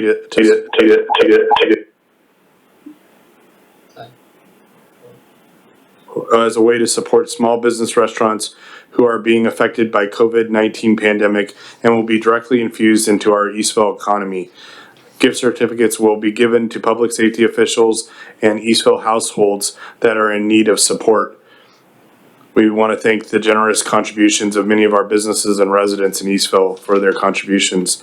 Tomorrow, the Eastville Chamber of Commerce will present our first responders with $1,000 in restaurant gift certificates. 500 will go to first responders with CAL FIRE, and another 500 will go to RSO first responders. The restaurant gift certificates are a token of appreciation to our first responders for all their hard work and will be valid for use at Eastville restaurants only if there's chains. And that is the end of my update. Thank you, Brian, for that update. We will now move to item number 14, City Council Communications and Committee Reports. And we will start with the League of California Cities with Clint, and then Clint, also if you want to just go into SCAG as well. Yeah, absolutely. Thank you, Mr. Mayor. The League of California Cities, we're actually going to be having our state board meeting tomorrow from the comfort of our own homes, which will be good, except they're making me get up really early to do so. Anyway, that's going to be all morning tomorrow through lunchtime. So I'll have more of an update next week or next council meeting on the subject. The league has been doing a good job of sending out COVID-19 updates, and so the same things that I receive, I believe you are receiving as council members from Aaron Sassy, and also being forwarded by our city manager, Mr. Jones. So that is league information. SCAG will be having a meeting coming up in the beginning of May. And right now, that is what is scheduled. That is where it is scheduled to hear the Regional Transportation Plan Sustainable Community Strategies, or RTPSCS for short. That will be going to a vote. And there has been a lot of discussions out there right now from the business community as well as the active transportation community. And both groups, which are normally opposed, are asking for an extension prior to adoption of the RTPSCS. The RTPSCS is something that is statutorily required by both the state and the federal government in order to receive funding for local projects, local jurisdictions. So, and there are conformity timelines associated with that, and there is concern that if SCAG does not actually adopt the RTPSCS at the May meeting, then we may fall out of conformity. The question is whether or not, due to COVID-19, either the state or the federal government, or ideally both, will provide an exception. So that is being worked through right now behind the scenes. You may individually, as council members, have received some communications on the subject. That is what's happening in a nutshell. It's a fluid situation, and in a lot of cases, at least between the business community and SCAG as a body, there seems to be they've reached a point where they're agreeing to disagree. And so we're looking for middle ground. At least that's what I am. And I'm open to any suggestions that anybody has. And please contact me after the meeting individually. And but that's the news on the SCAG front. So RCTC, we're going to be meeting. I have a I-15 meeting subcommittee coming up on Monday as well, so I'll give you more of an update at the next meeting. So that concludes my reports, and just a bit of communication to everybody. Please stay safe out there, and stay safe, stay happy, and follow the city's doing a great job on communicating with our residents. So thank you. Thank you for that, Councilmember. We'll move to Joe Tessari, Councilmember Tessari with WRCOG. COG meeting is, let's see, it's not for, I'm trying to remember the date, but we haven't had one recently, so I don't have any updates right now. I can go into vector control. We're still looking for a new director, so if you know anybody out there that might be good candidates, have them apply. Other than that, I will concur with, or just reiterate what Councilman Laura Moore said. Stay safe out there. Keep yourselves healthy. Hey, Joe, real quick, is there a spraying? Is it tomorrow morning? Oh, thanks for reminding me. Yes, there is. That'll be Friday early morning between 3 and 6, and that'll be down along the river trail behind the Van Leeuwen property. And it was shared on social media. Thank you, sir. Yeah, thank you for that. Thank you for the additional comments there. RTA, we have our meeting tomorrow, so I'll update on that, but I think also Keith has put in a few comments into, so Mark, if you want to read, I always kind of defer to Keith to provide comments. He does such a good job, so you would like to read Keith's comments on the RTA. Thank you, Mr. Mayor.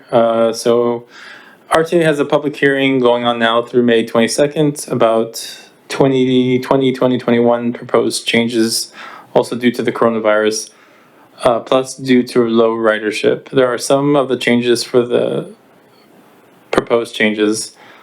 As you notice, there are no changes to the RT 29 line or the RT3 line, which services Norco and Eastville. Due to the coronavirus pandemic, RTA recently reduced service levels. With few exceptions, RTA buses are now operating a Sunday level service 7 days a week.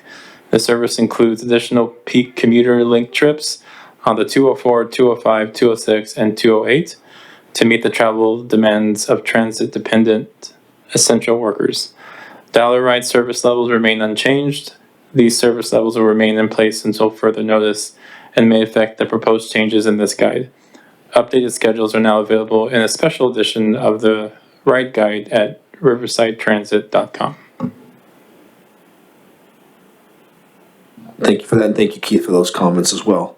We will move to Councilmember Rigby, WC. No comments. We haven't had a meeting since our last city council meeting, but everything is still going very well, and transitions are going well. Thank you for that. RCTC, so that'll be Councilmember Lorimore. Next meeting's Monday, and the following one is right before our next meeting of next month, so nothing to report. Sorry about that. No worries. We'll go with Western Riverside County Regional Conservation Agency, and that'll be Mayor Pro Tem Yao. We canceled our April meeting, and we are also going to cancel our May meeting, so no updates, and probably won't have one in a while. But today is Earth Day, so there's that. Thank you. Thank you for that. There has been no JCSD Parks Commission meeting, unless Councilmember Rigby, is there anything comments you want to make on that? Yeah, just real quick, we have as a council, the commission, we have been receiving updates from JCSD, the interim parks director, just on statuses. I know there's been a lot of questions regarding the county opening up golf courses, parks, different areas like that. Just for information purposes, JCSD is meeting and trying to figure out what exactly they do. So, unfortunately, with agencies like this, cities or service districts, it's not just something that can be opened up right away. Once the county makes a decision, it has to go through a process. And that's what they're doing right now, is they're going through their process of seeing exactly what the board wants to do. But they anticipate, JCSD anticipates some notification going out later part of this week. My personal feeling is they will probably follow the recommendation from the county and open up the grass areas of the parks. But that's just my anticipation. But just so everyone knows the process, it's not just, the county opens it up and then all of a sudden it's open. It still has to go through the specific jurisdictions to open those up. And JCSD is actively working on that right now. Thank you for that, for those clarifications. Finance Committee, we met yesterday, and pretty standard. We actually had two people join us remotely. So again, we still have our Finance Committee meetings, and it also can be remoted in to go over the different various finances of the city. So, but no updates on that. Lastly, we'll just go around the rooms and go over the City Council communications. Councilmember Lorimore. Stay safe. Perfect. Mayor Pro Tem Yao. No, just be safe out there and stay healthy, everyone. And remember to maintain your social distancing of 6 feet and wear a mask when you go out. That's all. Thank you for that. Councilmember Rigby. I just quickly wanted to say thank you to everyone, to staff, especially to my colleagues. These are not easy decisions, and I appreciate everyone sharing their input, and I appreciate the opportunity that I feel comfortable in being able to share my input with my colleagues, and that we have professional discussions. And the fun thing that I enjoy is after these tough discussions, even though we may not disagree, after these discussions, we're able to continue to talk and continue to have those friendships. You've seen in other cities that things like that don't happen. So I appreciate the respect that my colleagues have And I hope that I give the same respect and when we do have these discussions. And I appreciate the input that's given throughout these discussions. I think we're all have the betterment of our city at our forefront, and that really shows. So I appreciate all that my colleagues do. Thank you. Thank you for those comments. Councilmember Desari. Thank you, Mr. Mayor. I just wanted to thank everybody for all the hard work they've been putting in, especially under the current conditions. Keep it up. And also for Councilmember Rigby, I don't want anybody to get the wrong impression. You are definitely a strong advocate of a great and powerful law enforcement presence. I wouldn't want anybody to think otherwise, so I just wanted to point that out. And hope to see everybody back here healthy and safe for the next meeting. Thank you, Mr. Mayor. Thank you for that, as well as I appreciate my colleagues a ton. And again, these decisions aren't so clear cut, black and white, right? This is very gray. We all have different backgrounds and perspectives, and therefore, sometimes we rely on those perspectives or rely on others' perspectives to come to a conclusion of what the majority or unanimous decisions would be. So, and that's just the world we operate in. And so, but I would never question the intent of any one of our council members that they have nothing but the best interest in our community. So we thank you. We thank you for the dedication and hard work. And we also thank our staff for putting together just a ton of time, putting in this difficult time to put together presentations and just keeping going the ongoing situations of our city hall. So we thank you. With that said, I would like to adjourn this meeting in memory of two more additional residents that have passed away due to COVID-19. And so if we can just have a quick moment of silence for just 10 seconds, and then we will adjourn the meeting on May 13th, 2020 at 6:30 p.m. So if you can just join me in a quick 10-second moment of silence, and then this meeting will be adjourned.